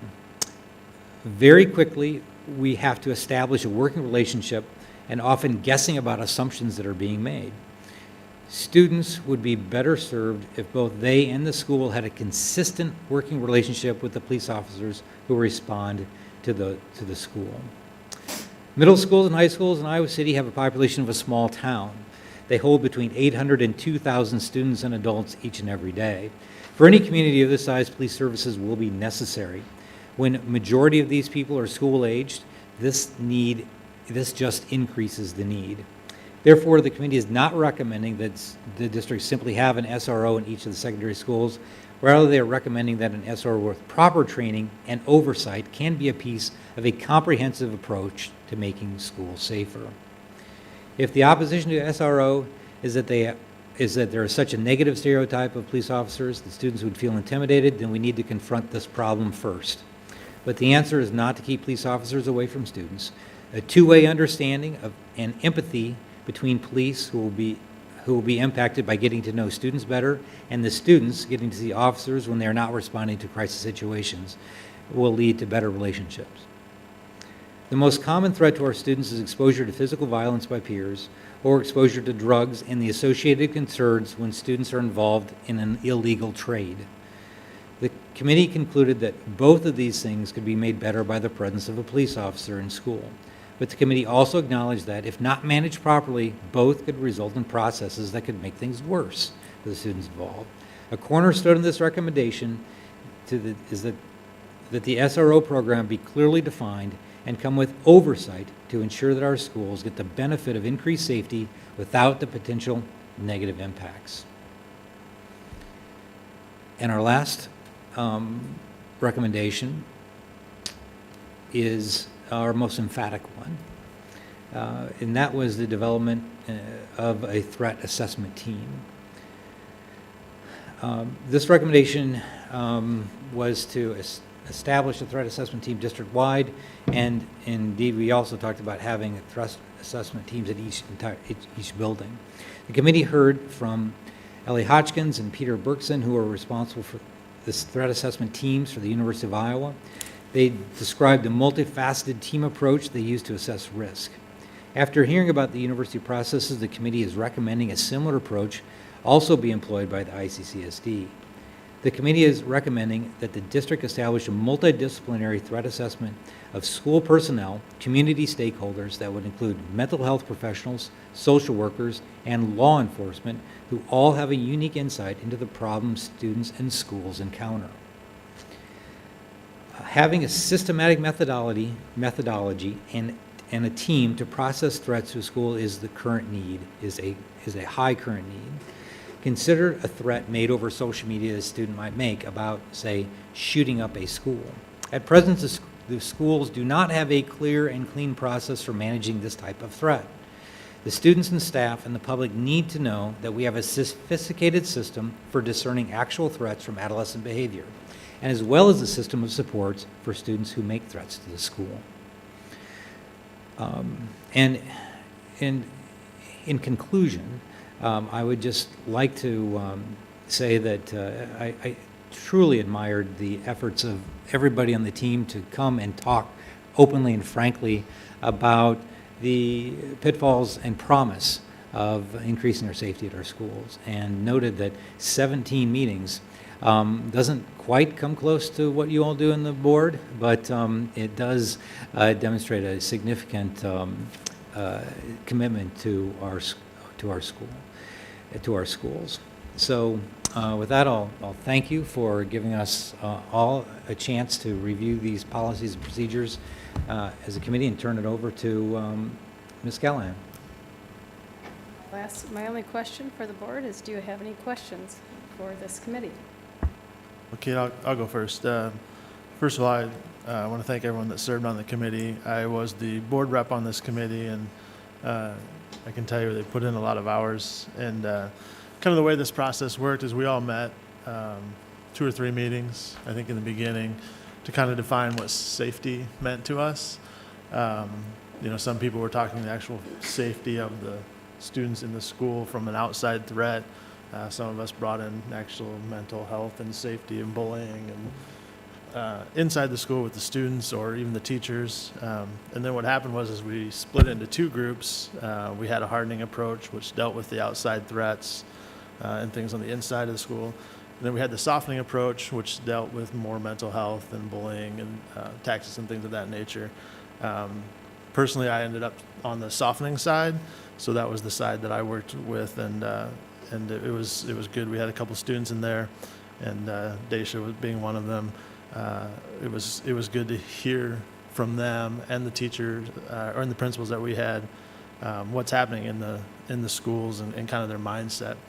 So a couple of things that really struck with me was the say something program that we have, and we kind of always say, oh yeah, there's a poster hanging up. Well, the students will tell you right now, they're like, what poster? It's usually covered up, or they never had seen it. And so that was kind of interesting and something we talked through. The softening group will also tell you that I brought up numerous times the fact that we should also be talking about mental health for our teachers and awareness, since that's a big issue, not only in our district, but just teachers in general in the climate now. When at least for the softening side, we had presentations from Laura Cottrell from Restorative Practices. Todd Simpson came in and talked about school counselors and curriculum. Laura came in and talked about learning supports. Corrine Frank came in and talked about mental health. Susie came in and talked about health services. So we covered a lot of topics there. And then when we came back together as a group, both sides together, and started to try and pare down some of these recommendations, there definitely were disagreements on what should be presented and go forward, and that's kind of what Greg was talking about. We did have a pretty good dialogue there. And I just made the suggestion, because the committee did all the work, to bring back the suggestions that both sides came with. Kate can tell you, I was like, yeah, more suggestions, great, just all of them, and she was trying to really pare it down.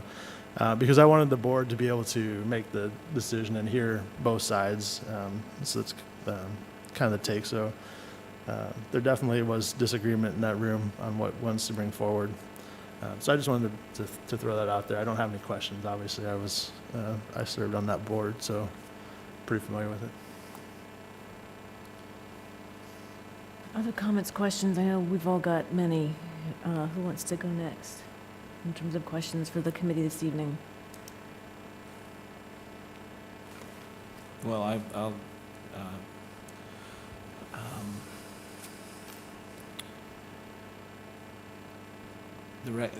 and I guess the presentation is a little different than with kind of the one page that was sent out to, or the one I was working with. So I'm going to work off of it.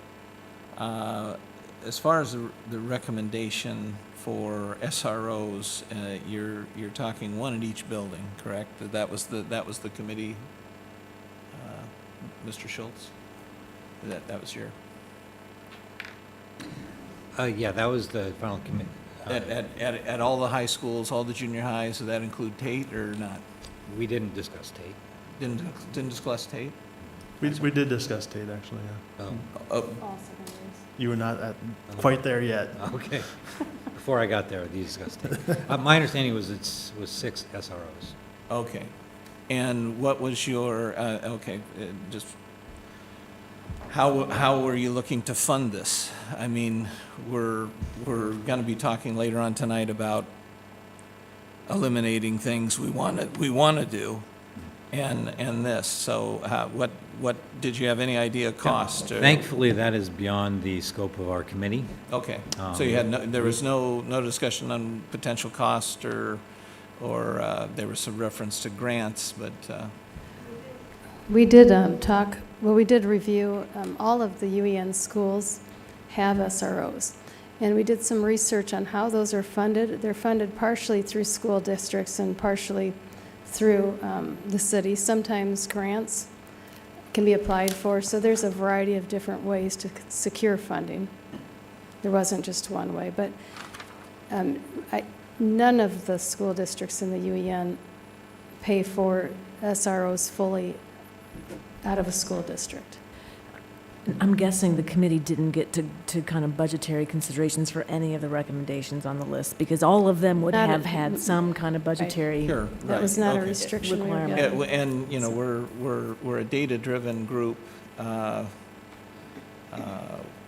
Was there any data that supported that learning increased in any of your research on SROs?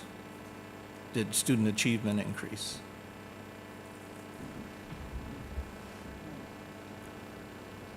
Our focus was on safety, so we No, weren't looking I at. understand, but we're an educational institution, and I didn't see any data that suggested one way or the other that presented. Okay.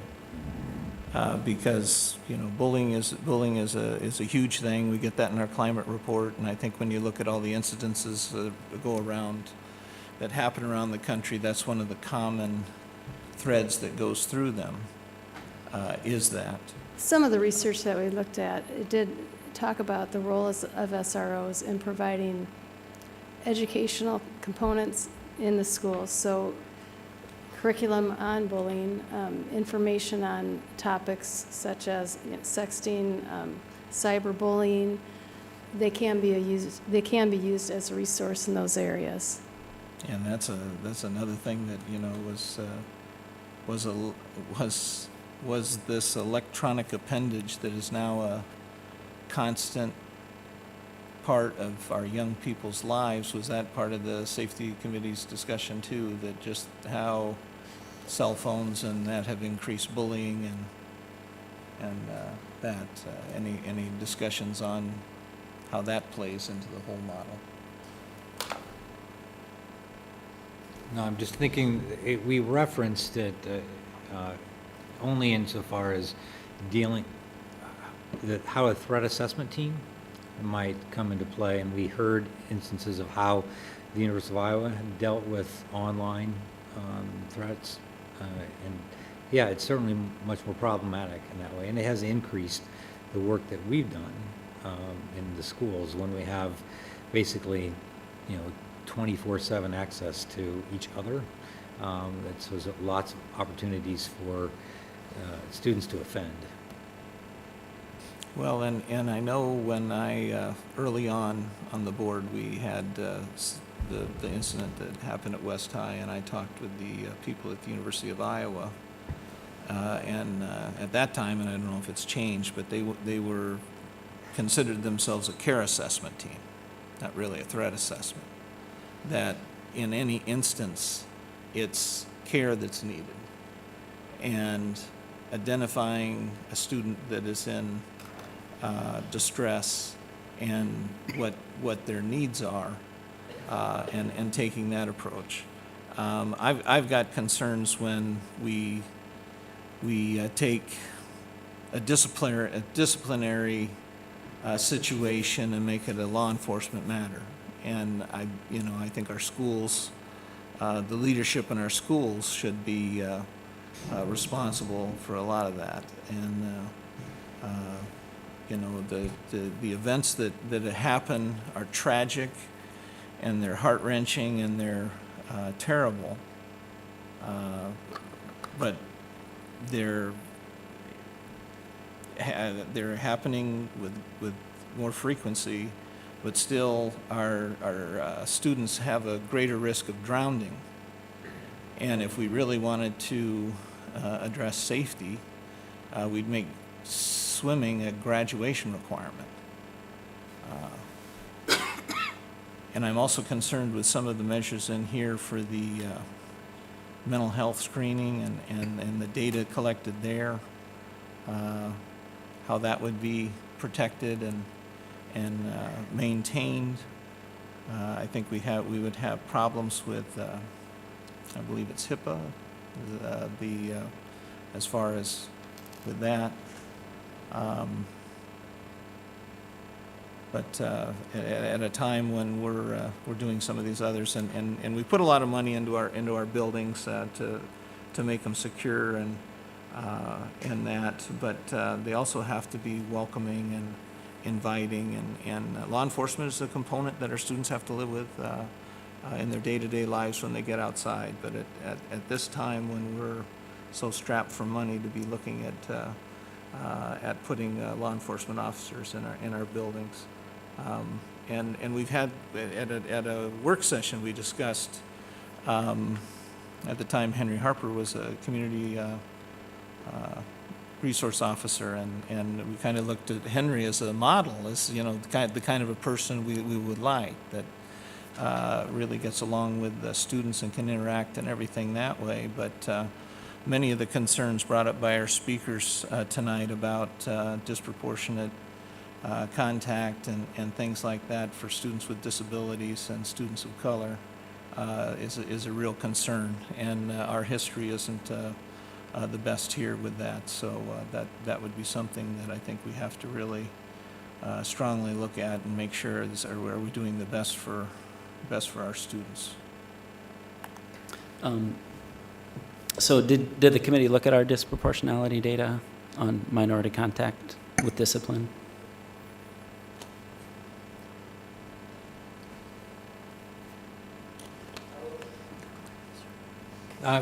Deja's reminding me that we looked at our climate survey data, and it definitely does show the disproportionate, a variety of disproportionate outcomes, towards school discipline. But we didn't look at like our discipline, our reported suspensions and that sort of thing. I mean, Well, we did discuss that, and Okay. I guess in the committee that discussed that, you had many of school personnel that were familiar with it. Okay. The one thing that we talked about was the concern about we don't want to criminalize behavior. But through the Georgetown project, we really had worked on looking at our discipline protocols and procedures. We worked with juvenile court, law enforcement, and our staff members and community members and the judge in our community, Judge Minot, about determining when police officers should be involved with student discipline. The committee talked about that, and they said, we have clear guidelines right now. We would want to ensure that our administrators are still following those guidelines. We would not involve police at a time that they should not be involved, and that is already identified. So there was discussion on that. I'm sorry. So if a sworn officer were to see something technically illegal, would they have the authority to not enforce that? Well, that's what they did talk about. They said, no, they would not necessarily have to. And actually, they talked about how SROs would step back in times and say, this is a school issue to deal with. I know Mr. Voschel had worked with SROs in Waterloo, and he said there were times that the SRO would say, this is for your staff to deal with. This is not for me to deal with. And there just has to be clear operating procedures and agreements that define the roles. I'm the liaison to the Equity Committee as well as the Juvenile Justice Youth Development Task Force. And a lot of times the things that we're talking about at the county level and at the district level are really showing us that we have a long, long ways to go. So I would say we're probably not the model right now. I think we're on that path. I think that we're trying to be self-reflective. I'd say our data don't support that we're there.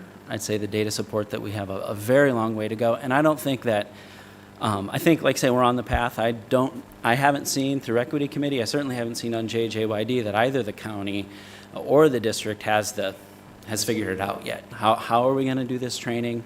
Right now we just finished implicit bias training, and I think what I heard, the feedback from that was now that, sort of our staff are aware of their implicit bias, their next question is, now what do? We don't know what to do, and we don't have the tools to deal with in a culturally responsive way. And so I'd be worried that already our staff don't don't have the training. They're asking for the training, and we're going to bring in more folks potentially who are armed, which creates a whole nother level of concern just to have the firearm in the school. Did the committee talk about what they would expect the SRO to do in the case of an active school shooting? Just I'd note that, we did acknowledge that those cases are extraordinarily rare. And so you're talking about something that's, most probably and we hopefully never, ever going to happen. But there are crisis events that do happen in our schools, and they happen every year. And that's where, having a police officer on site is helpful. But we definitely noted that having a trained professional with the ability to communicate clearly and effectively with the law enforcement being one of them would be very effective and a great thing to have in the event of an emergency like you're suggesting. I guess I think that sounds good, but when the rubber hits the road, that we're going to have 6 and probably 7. I mean, I doubt we're going to leave Tate off and say, well, they're fine because they have fewer kids, right? So we're talking about 7 people, and say 6 of them are great, and that one isn't. And then we've got incidents like we saw from Waterloo, just this week with the video with the cop, punching a kid and having him on the ground with school staff and kids kind of right there. I just, I think the theoretical idea that we would like to have a well-trained person, and having that person who is well-trained all of the time and trained in the ways that we're even acknowledging our staff doesn't have the training yet, that's something we're working towards, and we're quite a ways out, to say that. And I agree. Some of these things, the social emotional learning, probably no one in this district is ever, hopefully, going to experience a school shooting. Many people are going to experience suicide attempts. That'll happen every year, multiple times a year. So some of this work, mental health screening, social emotional learning, is going to help everybody right away, with no question, right? And come at a great expense. I mean, a mental health screening alone is going to be a significant financial expenditure, but one that is inevitably going to catch because, in my work every day, I know that we don't know the kids who are suicidal. We don't always spot them until they make an attempt or they make themselves known. And a screening is something that kind of digs into some of that. So I'm a little worried that, so having said that we're not going to counter it, the truth is this is driven. I mean, the folks who brought this up are inspired by the tragedies that happen. And I think that's the underlying fear we all have, that we live in a society now where this is something we have to think about, even though statistically speaking, we're far more likely to die in a car crash or drowning than those things happening. But having said that, I'm really leery about providing sort of the illusion of safety in a school shooting event. I think one officer with a handgun, to think that person could, with statistical probability, stop something like that isn't probably very realistic. In fact, we've seen, that even when they follow proper procedure, right, getting kids out of the way, keeping them safe, it might not include putting themselves in the line of automatic fire. It could, but again, I think, to say that we know how that training is going to work, I'm all for bringing police into our schools to meet with our students, having them come to our classes to have the conversations about our students' perception of police, our police. I've been in classes where we've done that to great success, and in mostly, classes that were by far majority minority classes. And there have been some really good interactions that way. I think that's possible. I'm quite leery about hiring those folks and having them there all of the time and hoping that we'll get to that. And I would ask too, would these folks, I'm guessing the answer is no, but would they be certified to teach as well as law enforcement officers? So the teaching that they would do would be, how would that look? Like a visitor in the classroom, right? And so I guess, to me, I think... Trained. I mean, there is training by the state of Iowa for SROs that incorporates different components. I did not prepare or bring all of the research with us. I mean, we would have committee members that could go in great detail to give you this information, maybe at a work session or at a different time. And maybe that's what I would suggest. I mean, we came just prepared for the recommendations today, and we didn't bring probably all the answers to the questions that you're looking for. I can appreciate that. And I also appreciate the work folks put in. I know it, but understanding the community outpouring against this with, frankly, that the support that we got for this was 1 or 2 lines of an email. I just support this. The opposition we got with this came with articles, research, data. Because folks have been looking into this, even from the county. I mean, our own juvenile justice folks, our own juvenile court folks are like, we really need to look more closely at this. So I guess I would and I've looked myself, I don't know where the research is that says the positive effect SROs have. I've looked myself, I haven't found it. I'd love to see any of that, would be really helpful for me, just to see what's out there, because I know in my own looking, I haven't found it, and no one has sent it on to us. I will say, Phil, I do trust our staff with FERPA and HIPAA with some of this data. I think it's important that they know what that is if we were to do mental health screenings. But I would just encourage folks. I mean, the outpouring from the community, I think it's hard as an elected body to ignore our community, especially when our own data would say, we're not quite there yet, even with our own staff, to get to a place where we don't have disproportionate contact in our own discipline data.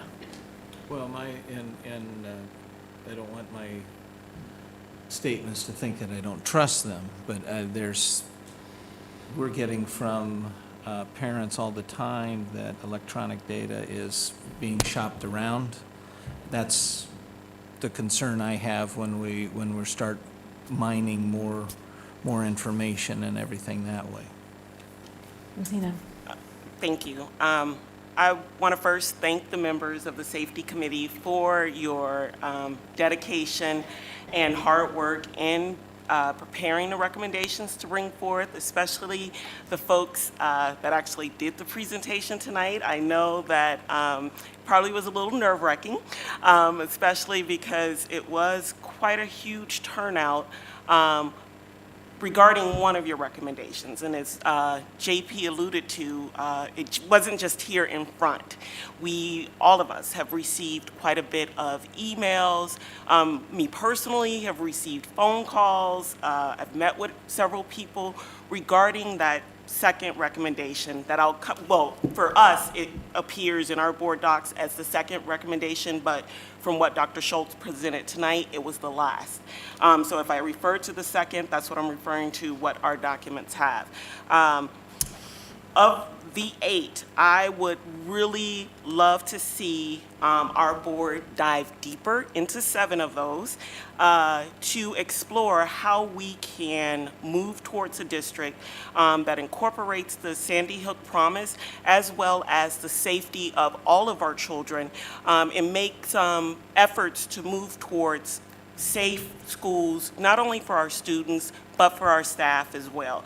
Because I think if we implement 7 of those recommendations with fidelity, there's no need for an SRO on our grounds, because we will be dealing with the mental health issues that our students have. We will have guidance counselors or the right people in our schools that can address some of those crises that our students present with, that they then become a threat, and SROs sometimes get involved. I don't see SROs the same way as it was defined by our safety committee, and it's no knock against the work you presented. It's just based on the data that I have been given and I have read and my own life experience. I grew up in a school, or went to school, that had school resource officers, police officers. We dealt with shootings. We still dealt with fights. It did not make our schools safer. What made our schools safer was having counselors there that students could go to and say, my friend talked about going to this party and something terrible happened to them. Or they're talking about their parents are beating on them every night. That changed the climate for our school. So I would really encourage our board to look at maybe a work session to address that. I did write down a comment that Dr. Schultz made about establishing consistent relationships with police.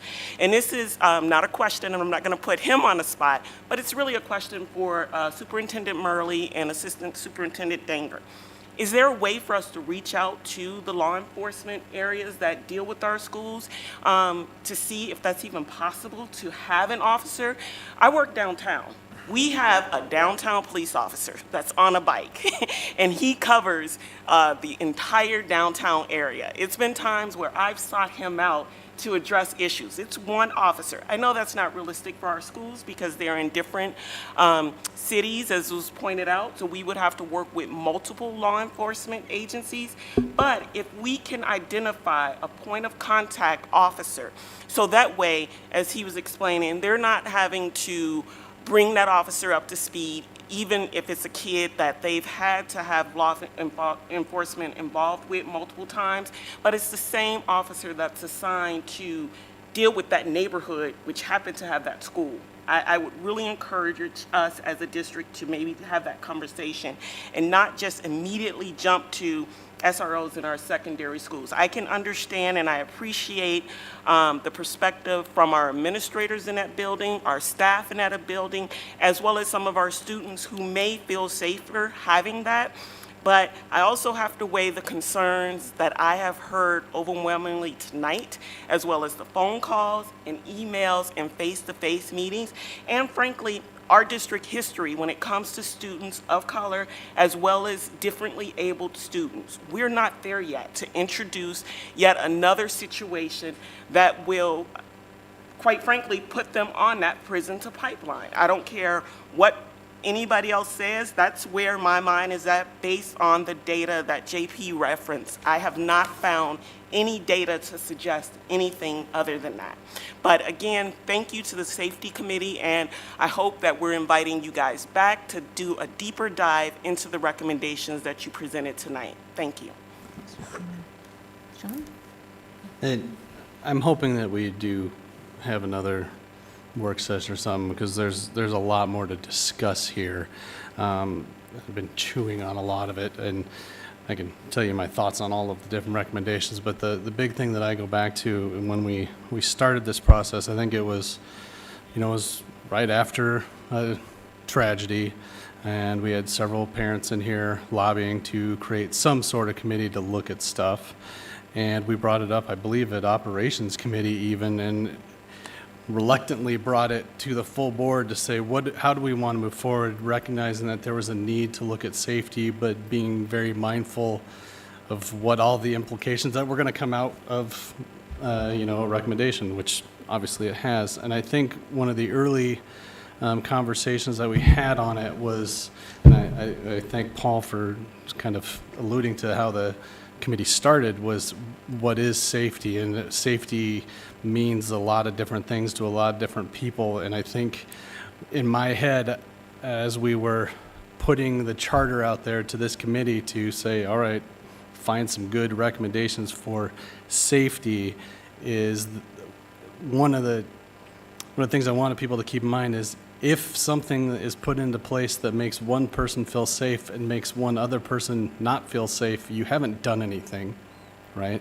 And I think that's what we're getting out of the conversation around the SROs, or at least in the current state. And if it's going to create more of a problem than we're fixing, that is not a solution. And we can talk about the finances of it and whatnot, and I don't think that's really part of the conversation. It seems to me that we need to look at some of the other solutions that are there more deeply to make a better environment, to make people feel safe in all of the ways that make them feel safe. And so one recommendation that makes some people not feel safe is counterintuitive to our whole process. And that's what I'm getting out of a lot of commentary and how I personally feel, actually.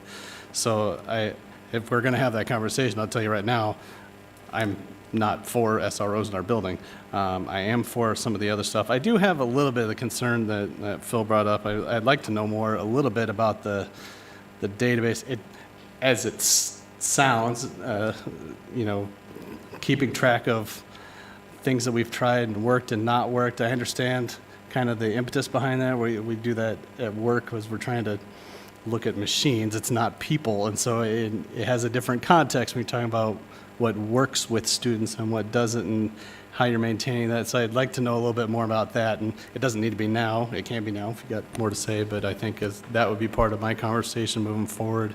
The one question that, again, it probably doesn't need to be answered now, but I'm wondering how often police are called into our schools now. I know that shortly after we did have those parents coming and asking us for a safety committee, it was reported that officers were going into schools already on various times and days, and I don't know that we have a good sense of when that's happening and why that's happening. I think in some cases it's in response to something. I think other times it's just a routine check-in kind of thing. So I'd like to have a better handle on what's already happening in that regard as we move forward with the conversation. So that's what I got. Yeah, I echo a lot of the sentiments already shared, and I don't need to repeat all the same things, but I share the concern about the second recommendation, second in our list. I would like to see that research, actually. If you could prepare or provide for us what you did look at, that would be helpful, I think, for us to understand that. I also would be interested in seeing the approach that you mentioned. We don't have anything in writing about what your vision is for the SROs, so I'd be interested in seeing that information so that we could kind of mull that over a little bit more. I think, SROs are, when we think of them, we're thinking of them as how the community at large views officers, and so it would be helpful, since you have a different vision, to just understand exactly what that is and how that would happen, how that we would have officers that would be differently trained, and more information on that. But I share the concerns. I think, again, I thank the committee. 17 meetings is an awful lot of time to put into this, and I appreciate your effort, and I appreciate all of your work and recommendations, and I do look forward to the board taking a deeper dive on these things and having a deeper conversation. That's good. I think it's very clear we are going to take this forward into a future work session. I want to echo my colleagues' thanks to the committee and those who presented tonight. I think this is a daunting task to come up and talk about this, especially knowing the passion our community has for how to solve for these issues. I think from my perspective, I'll echo a lot of what my colleagues have said and won't repeat. But for me, I'm very keen on identifying and solving sort of root cause issues, and I'm less.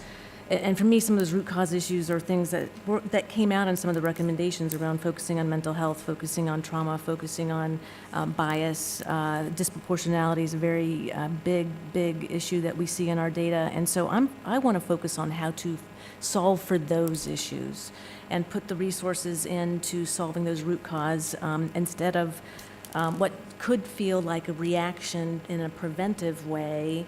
Let's deal with what's happening to prevent the issues from happening in the first place, or the violence or the safety issues in the first place. So I'm trying to look at this from a root cause issue, and how can we put our resources into solving for those things. And I was compelled by many of the recommendations around mental health screening and some of the others around, if you see something, say something, and those kinds of things, raising awareness to understand when students are experiencing trauma or mental health, so that we can step in earlier and prevent the safety issues that might manifest. So I do think we're going to need to have a work session soon to kind of dig into this more. I mean, the community feedback has been very strong. This is a very important topic. We need to make sure that we are doing everything we can to help our schools be safe environments for anyone who's in them. But we have to be very, very considerate and thoughtful, as the committee has been in bringing these recommendations forward on what we choose to take forward. And we need some time to deliberate on that. So I think as we look at agenda setting, we might look at a future work session, even, yet here in the coming school board meetings. And this isn't something that's going to be solved in one work session either. This is going to have to be something that's a continued conversation. So I would be curious from the committee's perspective, did you have any anticipated next steps following the presentation tonight? Did you have some next things that you were expecting to carry forward with? Well, I can tell you that I told them at the last meeting to expect this to go to a work session. Yeah.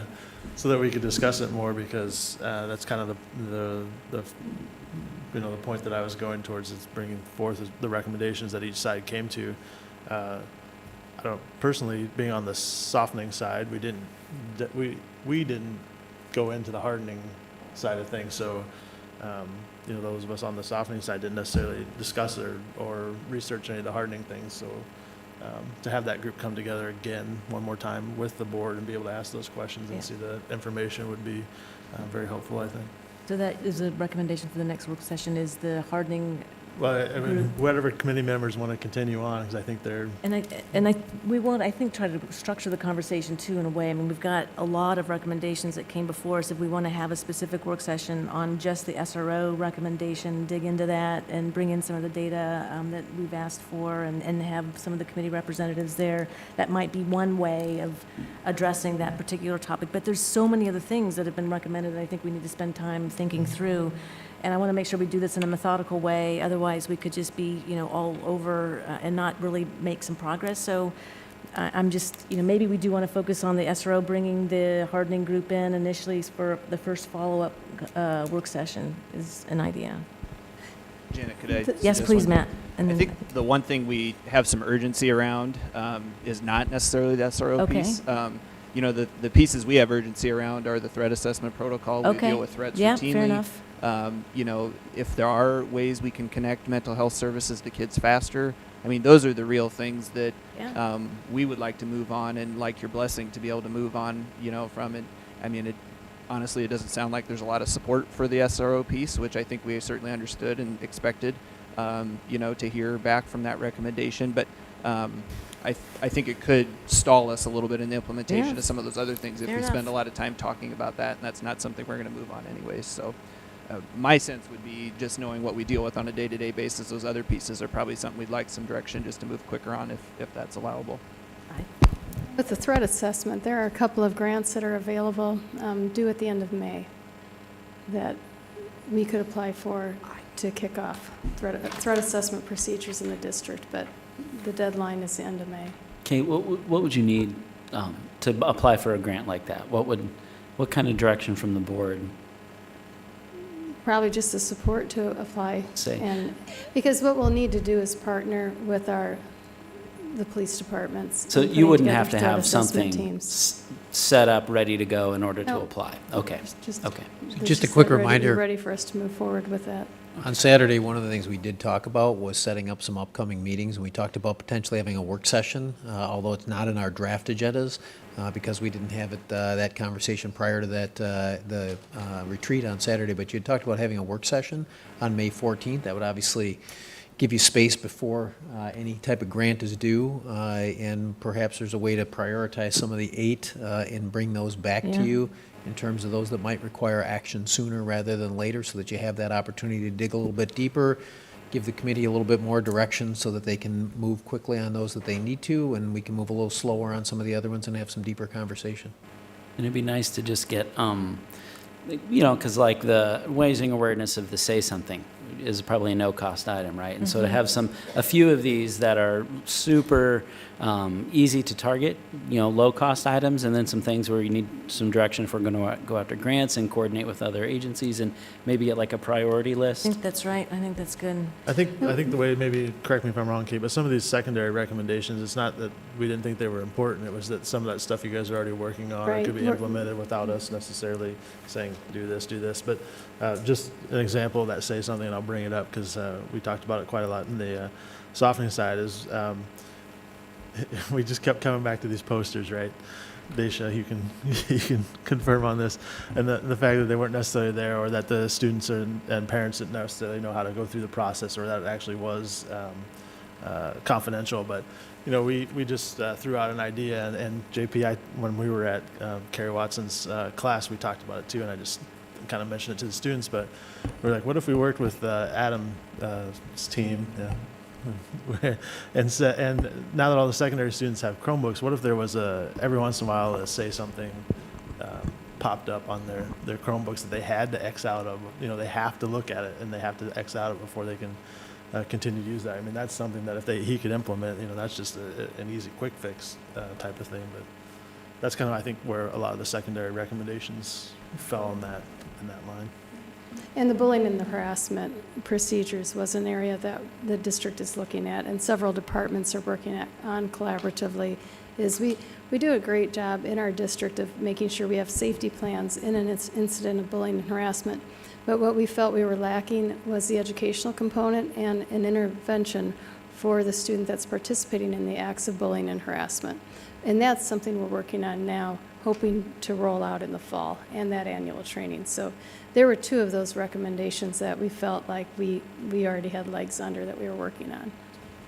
So for the work session, back to this idea of this sort of prioritized, what are some things that you need some direction immediately to take next steps on, whether it's the risk assessment, threat assessment, grant, or these things that are underway? I think of prioritizing those, sharing what you have underway, being very explicit about what you need from the board in a work session to allow you to go forward with these next steps. We don't want to stand still on this. We want to be able to move forward and put some things in place that will start making a difference, and then give ourselves the time for the deeper conversation, the things that don't need to be decided and can't be decided today. So is that a fair request for the work session? So I think that will work for the committee. I do want to just clarify, there were 2 groups that worked on separate committees, so hardening and softening, but those groups did come back together to develop a consensus of the recommendations to move forward. So that was where we had some very difficult conversations, but the top 4 that that came forward as the preliminary recommendations were the recommendations that had the most support from the committee. Okay. Just to clarify, not that it was unanimous, and we kind of talked about, where do you stand on this? Would you block it? Would you be a stand aside? Where do you fall on it? And we had a couple of people that might have said, I just kind of stand aside on that. I don't want to get in the way of the committee moving forward, and I respect the opinions of the group. Now, they would maybe not be wholeheartedly supporting, but it was a consensus building process. So it's not that we had 2 separate recommendations coming forward. There was that goal of develop a level of consensus and then a level and an ability to prioritize those. So, and that's why it came to you in that format with the priorities. However, knowing that it was highly controversial, we wanted to start with the secondary recommendations so that you would hear them and have that opportunity to hear them in that order. Because sometimes the SRO just kind of stops. Well, it's so controversial. Yeah, and we need to dig into it, and there's some other things we can be doing right away to make progress here. Right. So I think we've got a good course of action. We'll in our agenda setting, figure out when we want to hold this work session, I think in May. And again, I want to thank everyone who presented here tonight, everyone who participated and spent many, many hours going through really difficult topics and coming forward with these recommendations tonight. Appreciate your work very, very much. Thank you. So next up is the Lucas before and after school update. Give me just a minute here on the...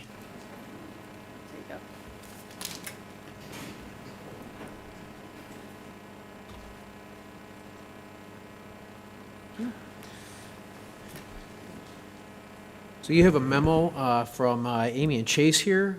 Before we get to that, though, just a quick reminder on that timeline.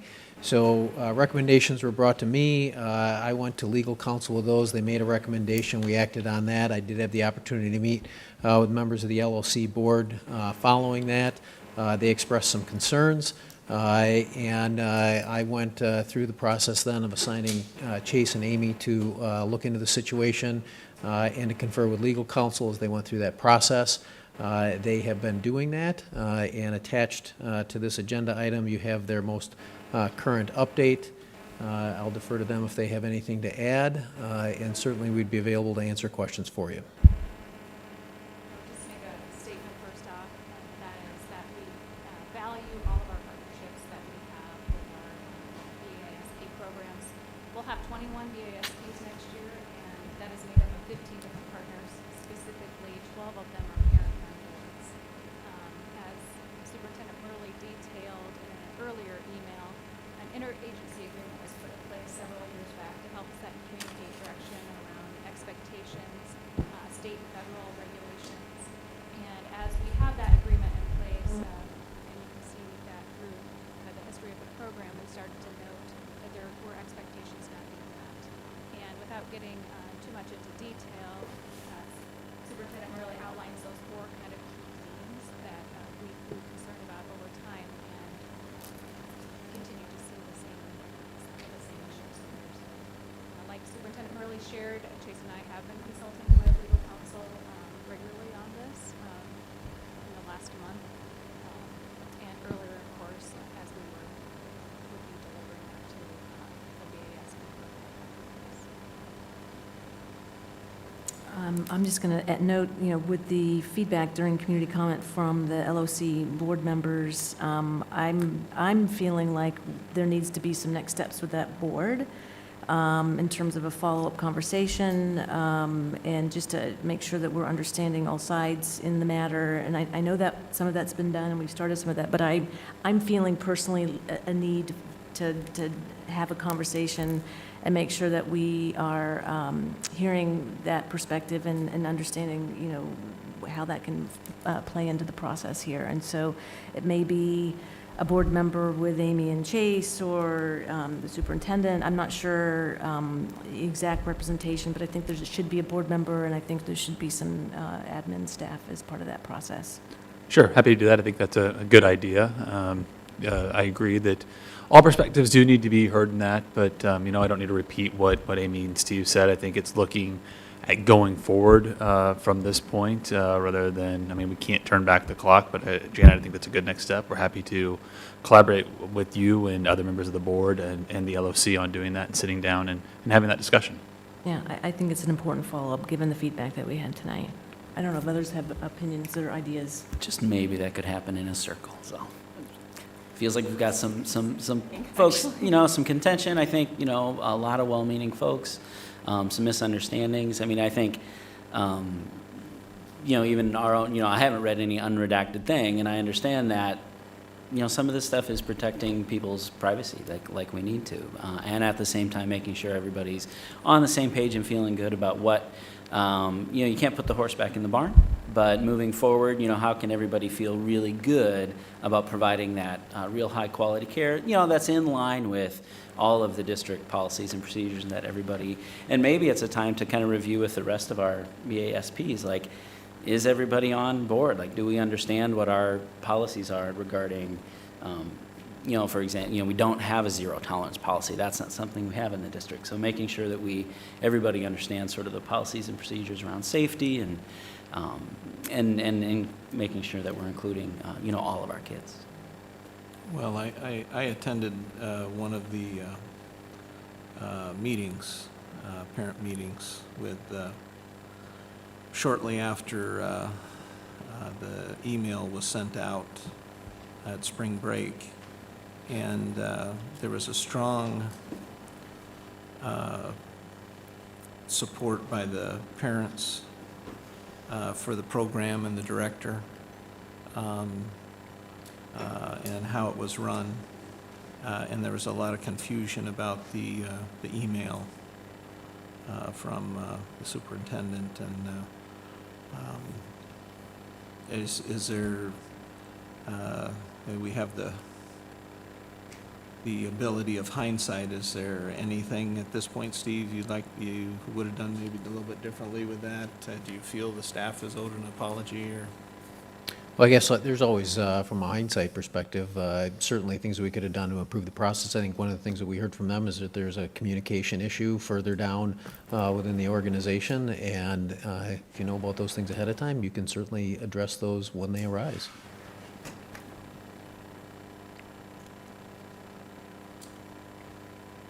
So I'd like to pursue follow-up with the LOC board. I'm happy to participate in that. I don't know if any of the board members, JP, maybe from a circle standpoint, I don't mean to volunteer you for something. We can take it offline and decide, who from the board participates. Chase and Amy, and maybe we just have a quick chat and see how we want to manage that. And obviously liaise with the LOC board and make some next steps there. But I do think we need to have that follow-up conversation. Happy to do that, and happy to talk with you afterwards about how we want to coordinate that. And I'm hearing a couple of different things. And again, I was at a meeting at the university, so I wasn't here during community comment, but just listening. I think there's a couple of different things that are going on, so I think we want to be clear about which pieces we're talking about. Are we talking about, why was the decision made, or are we talking about the actions that took place after the decision was made? And so making sure that we have the right people at the table for those different conversations, if they are different or, different chapters of the same story. Okay, yeah, I just feel like I just feel like we need to sit and talk with the board and get their perspective, because I think they've not felt heard, is my impression. So we'll figure out the details. We'll get back with you and let you know the next steps there, if that is acceptable. And I think we'll take it from there and try to find a path going forward. Yep. Thank you. Okay, next up, we've got action items. The first one up is our 2019-2020 budget reductions. We've been through many iterations. This latest version we discussed, was it last Tuesday? At a work session, and made some adjustments. We heard a couple community commenters tonight expressing appreciation for bringing the Southeast Junior High Orchestra lessons back into play, and then also the Earth Space, am I saying it right, Earth Space Science course as well. So appreciate the modifications in this version. I think that's what's changed from the previous version that we have reviewed. Right, and for people that weren't part of that dialogue, obviously one of the things that we talked about at that last meeting was that over the last 5 months, you've had lots of opportunities as a board to review proposed reductions that we brought to you. We've had a lot of really deep discussion about areas, we referred to them as hard stops as we went through that process, and you really helped us determine where you perceive to be the greatest area of needs in the district. The one that we did not have the opportunity to do that with at the table in the back was our secondary reductions, partially just due to the timing of setting up secondary schedules. And so those came to you at the board table last time, absent that opportunity to have a work session on that. Well, you didn't call them a hard stop at the last meeting, and as we listened to it and reflected on what you said, those were things that we clearly heard as part of that process. So in that last meeting, that last work session, we brought back to you a revision in the plans that took those reductions out. The secondary team was very cooperative and helpful in looking to other areas within our core curricular areas where we could do the 5-section reduction that we needed in order to bring back the junior high lessons section at Southeast and those 3 sections of Earth and Space Science. So again, thank you very much for putting in 5 months worth of work at every other week work sessions to get to this point. Craig and I actually had a chance to look at budget forecasts moving forward just yesterday, and the reductions that you're making here go a long way towards what we saw again in that very first conversation we had back in December, as we saw a bit of a 2-year challenge in our budget to get us back into that firm financial footing that we believe is in the best interest of the community and the district.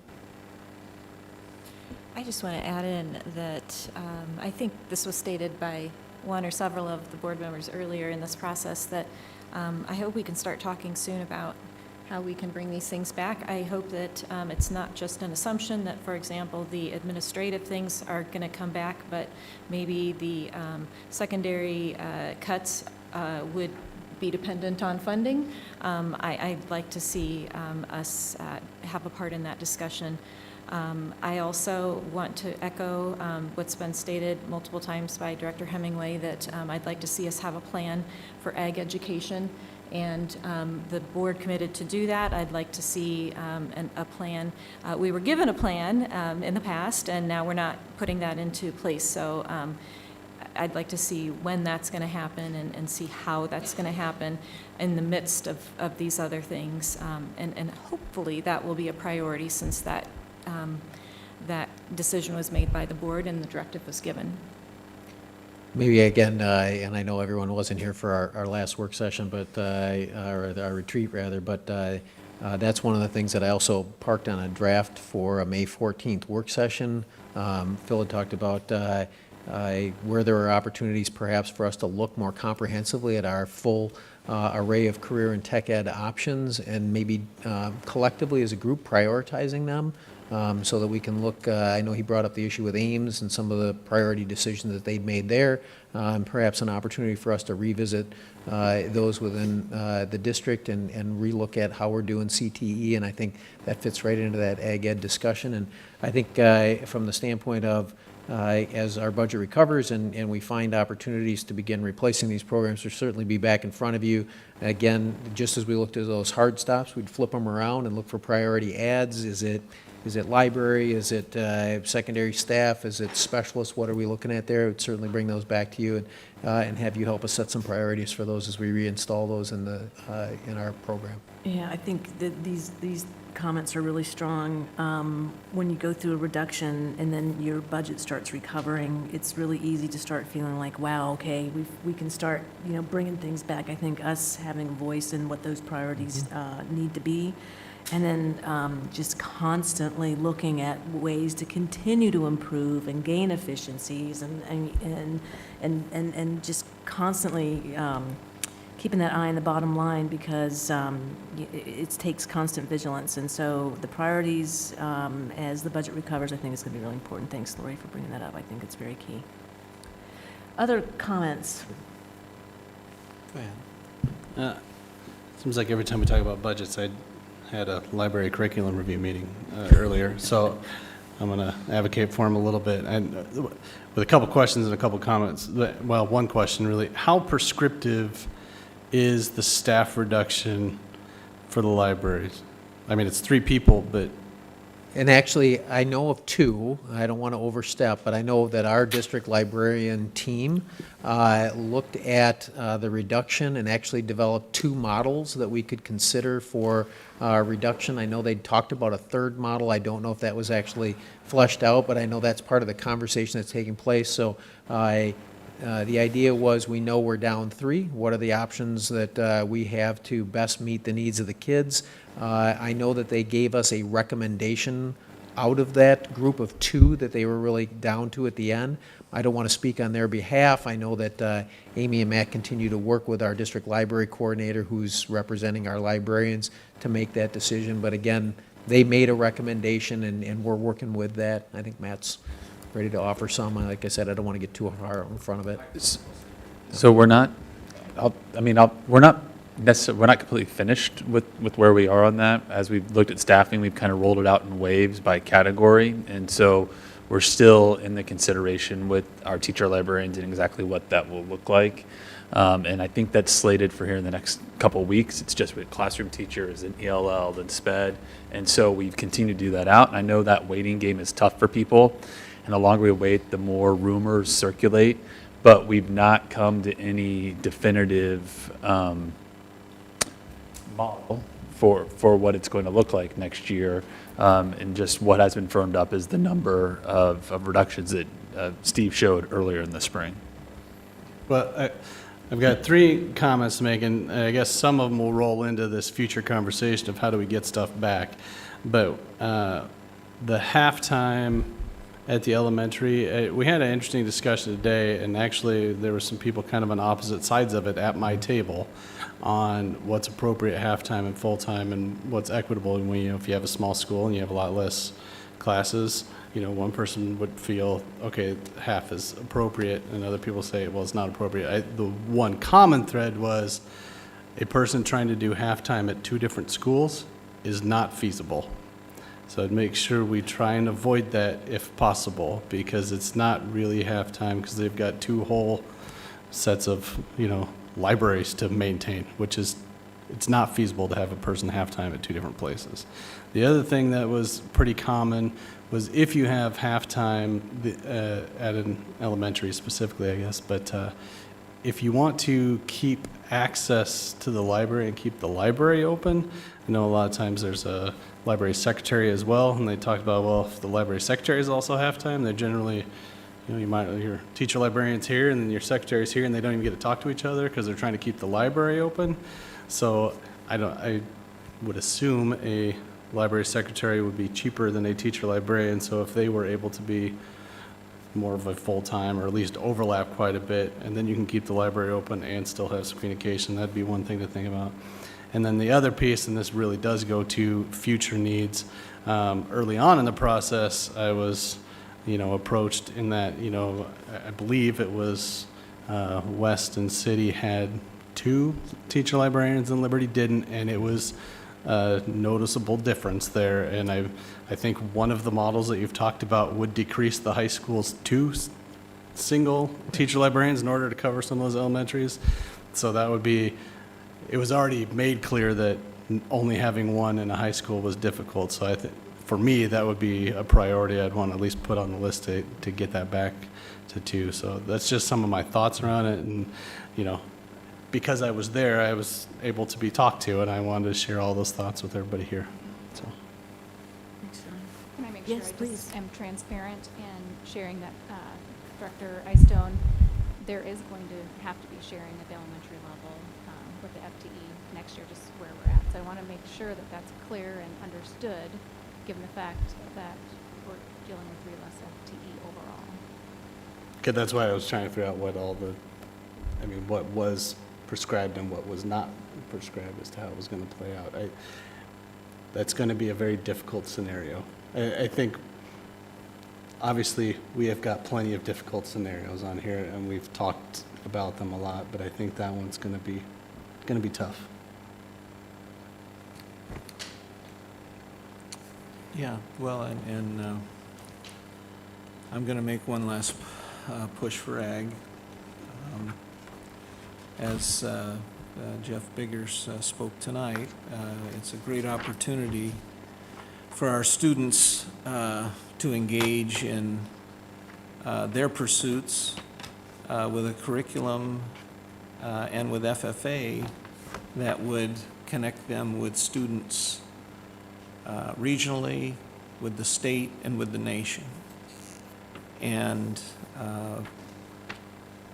my own experience with ag education in the 70s, when we were going from one agricultural practice to another to conserve soil and leave more nutrients on the surface and things like that, that's a benefit for our nation and our world. And this is important curriculum.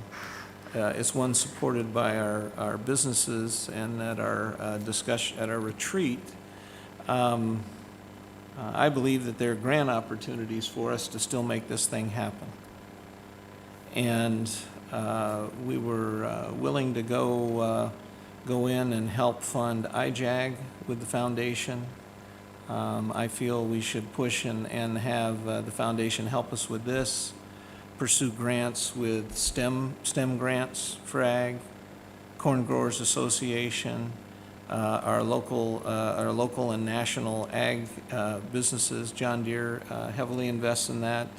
There are many examples of local chapters and schools that are getting grants to fund their programs. And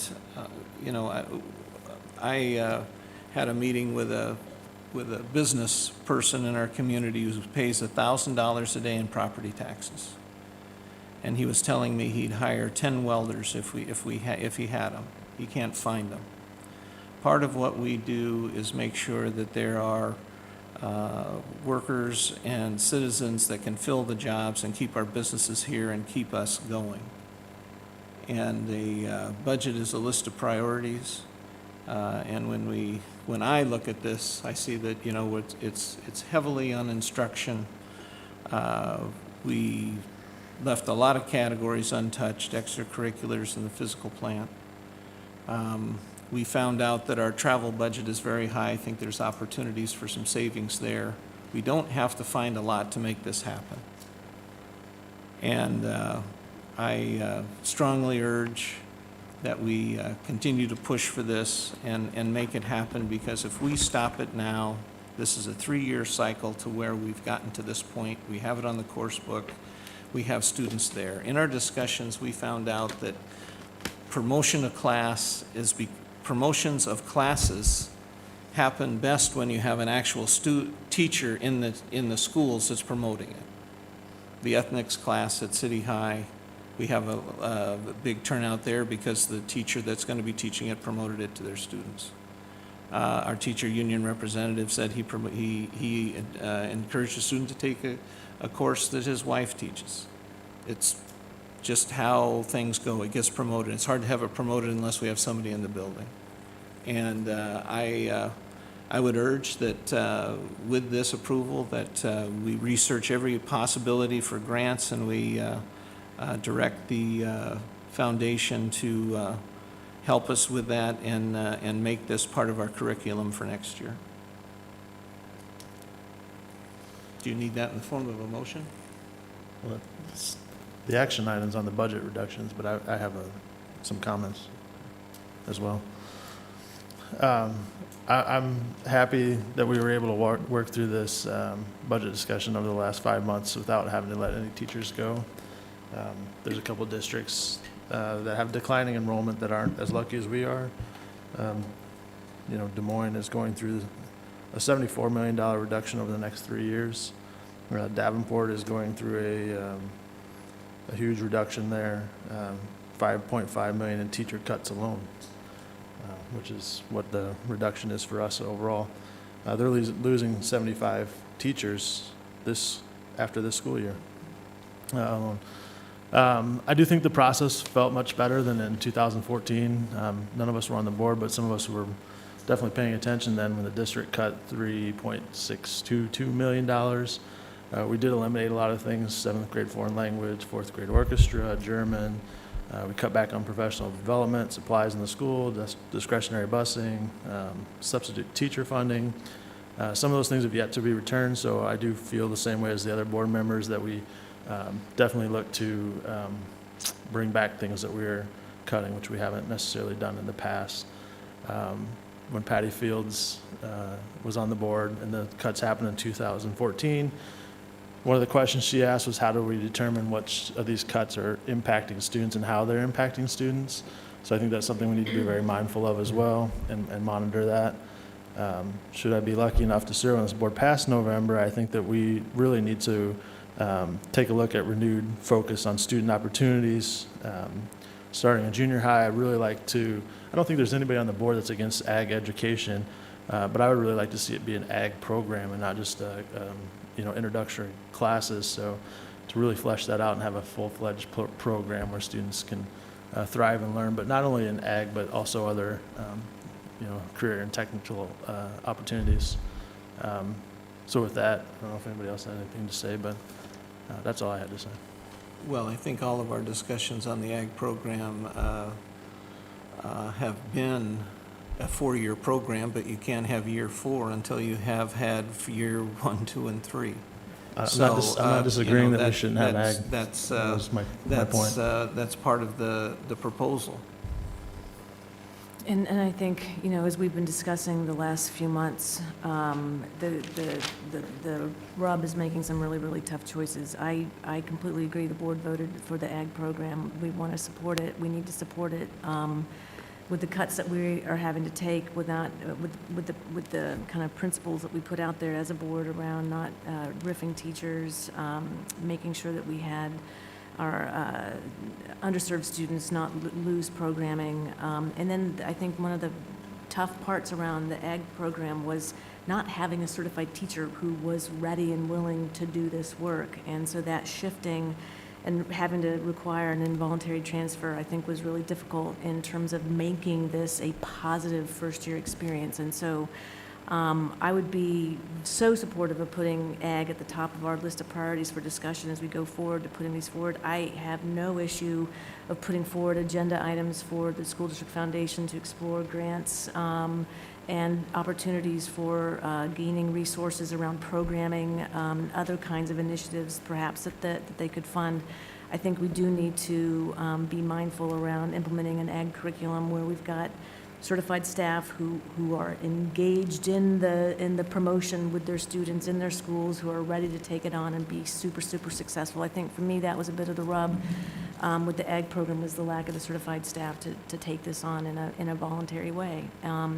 So we've got a budget proposal in front of us that we've been working on for months. I think we've been responsive to community comment. I think we've been really tough making some choices, and none of them are easy in these kinds of situations. This is the best of the worst, in a way, arriving at a set of budget reductions. But this is the work that we have in front of us, and I would entertain a motion to approve the 2019-2020 budget cuts.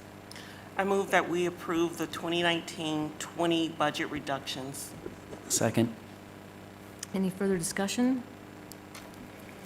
Kim, we're ready to vote. Online voting is open.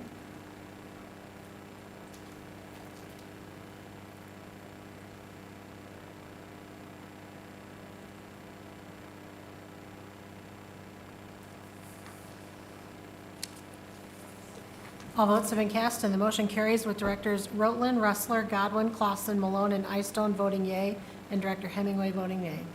Thank you for that. Next action item is a transportation appeal. We have the document in front of us. As a board, we have three options. One is to take no action and allow the family to appeal to the AEA. Option 2 is to approve the request, and option 3 is to deny the request. I would suggest option 1, allowing the family to appeal to AEA, but certainly would be interested to hear other board members' views on this. I just had one question I already asked Esme, but I can ask you again. There already is a bus that runs by there, but it's pay to ride, correct? I also would favor option A or option 1 for that reason.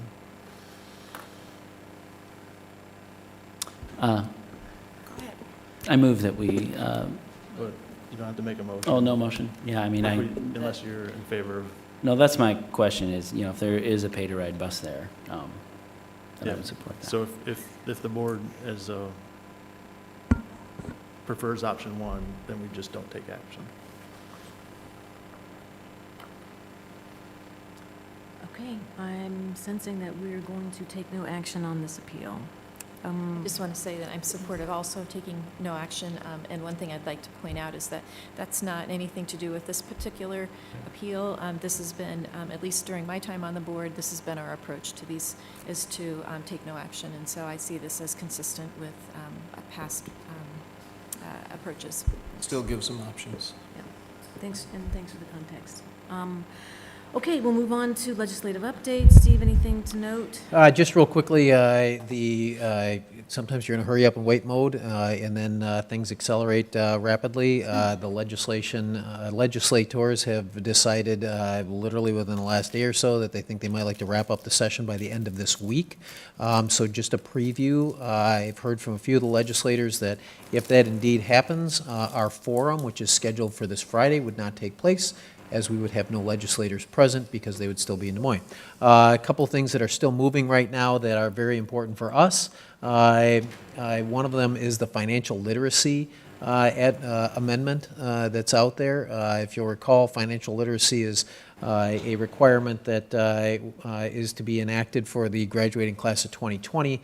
Quite a bit of conversation with legislators about making that effective for the class of 2023 and giving us the opportunity to do a better job putting the programming in place to meet student needs.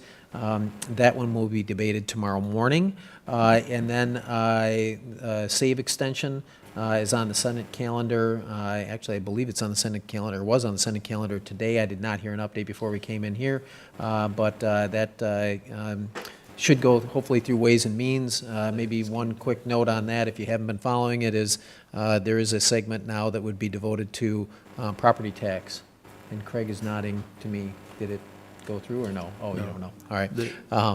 So there's a segment now that would be devoted to property tax rebates, and part of that's because they're looking, casting forward at what they see as the expansion of the revenue generated from that 1 cent sales tax. So just FYI on those two.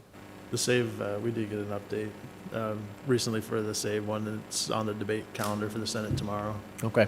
They're expected to probably pass it with the House proposal of the 30%. And moving from 15 to 30%. Yep. Yep.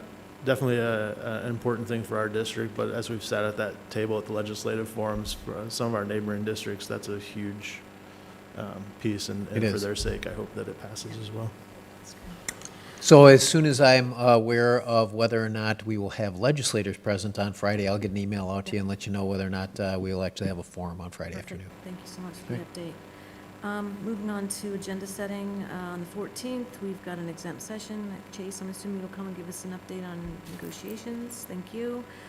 We've got a really packed board meeting on the 14th. Lots of presentations, the annual student climate survey report, annual affirmative action equity report, the quarterly financial report, the facilities master plan quarterly update, annual asset protection report, annual sustainability report, annual workplace safety report. Some of those are probably going to generate more discussion than others, I'm guessing.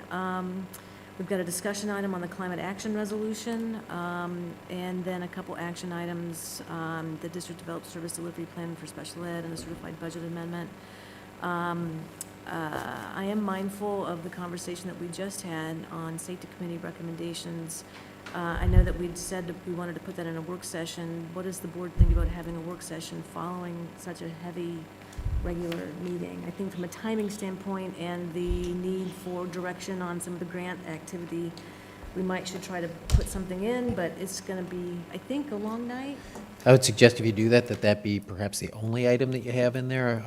Again, For a work session? Yeah, the other things, just as a reminder from our conversation at the retreat, we had sustainability. We talked about those climate change resolutions, which we have earlier in the regular meeting. We also talked about some alternative energy option discussions. We had school structure options. We had the sister schools and the magnet schools. Yeah. And then we had curriculum review, the career and tech education program review process at the junior high and high school. I don't think we can probably do all of that, and maybe in light of the conversation tonight, if we put the school safety advisory committee on there, if you'd be willing to tackle that. I just would like to make sure that they have the direction that they need to move forward. I feel like we need to give them some more. And I apologize, I know that's asking for a lot. I was going to say, I mean, I don't think we can wait until May 14th to give them the direction they need for the grants that have to be submitted by the end of May. So do you have what you need to do that piece of it?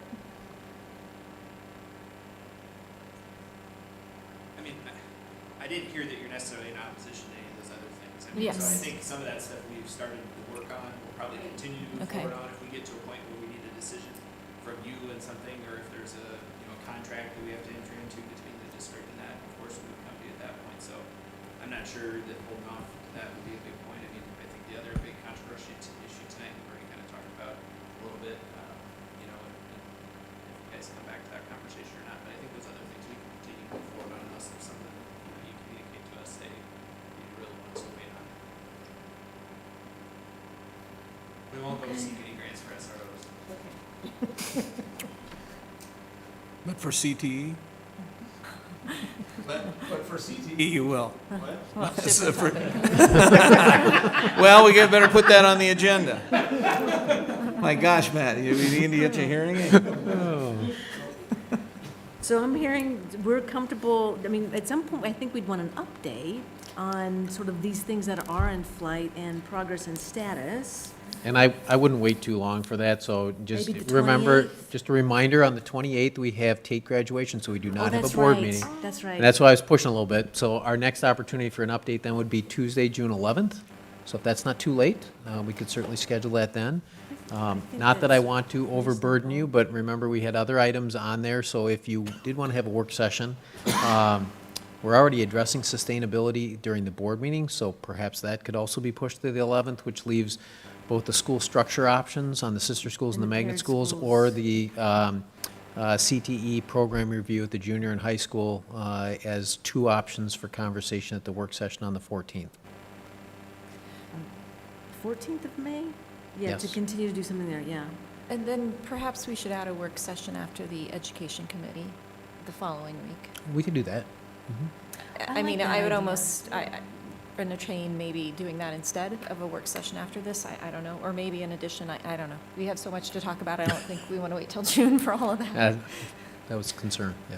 Yeah, I think, you know, on the safety stuff, I think, you know, just taking all of those, the secondary recommendations, obviously, we know how we all feel about SROs, but putting the urgency with some of that, you know, because some of that I think we could put into place right away next fall, and if you guys are going to run with that and then just come and give us an update, I'm absolutely fine waiting on that. I just want to know that, you know, because I think we did, you know, you bring up SROs and then you get this response, I don't want to shut down all those other really great ideas that I think are really going to be helpful. I do want, and I don't know where this goes, but I really want to draw some attention to getting some guidance on what we do if a student has a parent deported and how we're going to handle that. I think that's something we don't want to. Can we ask P&G to take a look at that? Okay, please. If we could just, Okay, let's do That's that, fine, and then okay. decide if we need to, I mean, I was wondering if it was a policy thing that P&G could take on. I just want to know that we have something in place where we're not So wondering update what us, to do. Matt, and then we'll decide if we need to push it at P&G to kind of formalize in a policy or something like that, Yeah. okay? Or maybe it's just sort of a district, it doesn't need to be a board policy, maybe it's a district policy or something. Perfect. So what did we decide? So we don't need to have a work session immediately on the safety committee, secondary recommendations. I think we'll look for an update at a future board meeting or a work session, or the June 11th meeting perhaps. That feels like decent timing. For the 14th, we're wanting to do a work session to do CTE and paired schools, sister schools, or did we want to put that on the ed committee day? I think you start with the 14th. We'll just And then get see what we can do Sure. and Okay. provide some We can do that. direction. Absolutely. Okay. All right. Are we good? We got a lot still on our agenda. That's a good thing. Keep us busy. I think we're done. Is there a motion to adjourn? I move that we adjourn. Second. All in favor? Aye.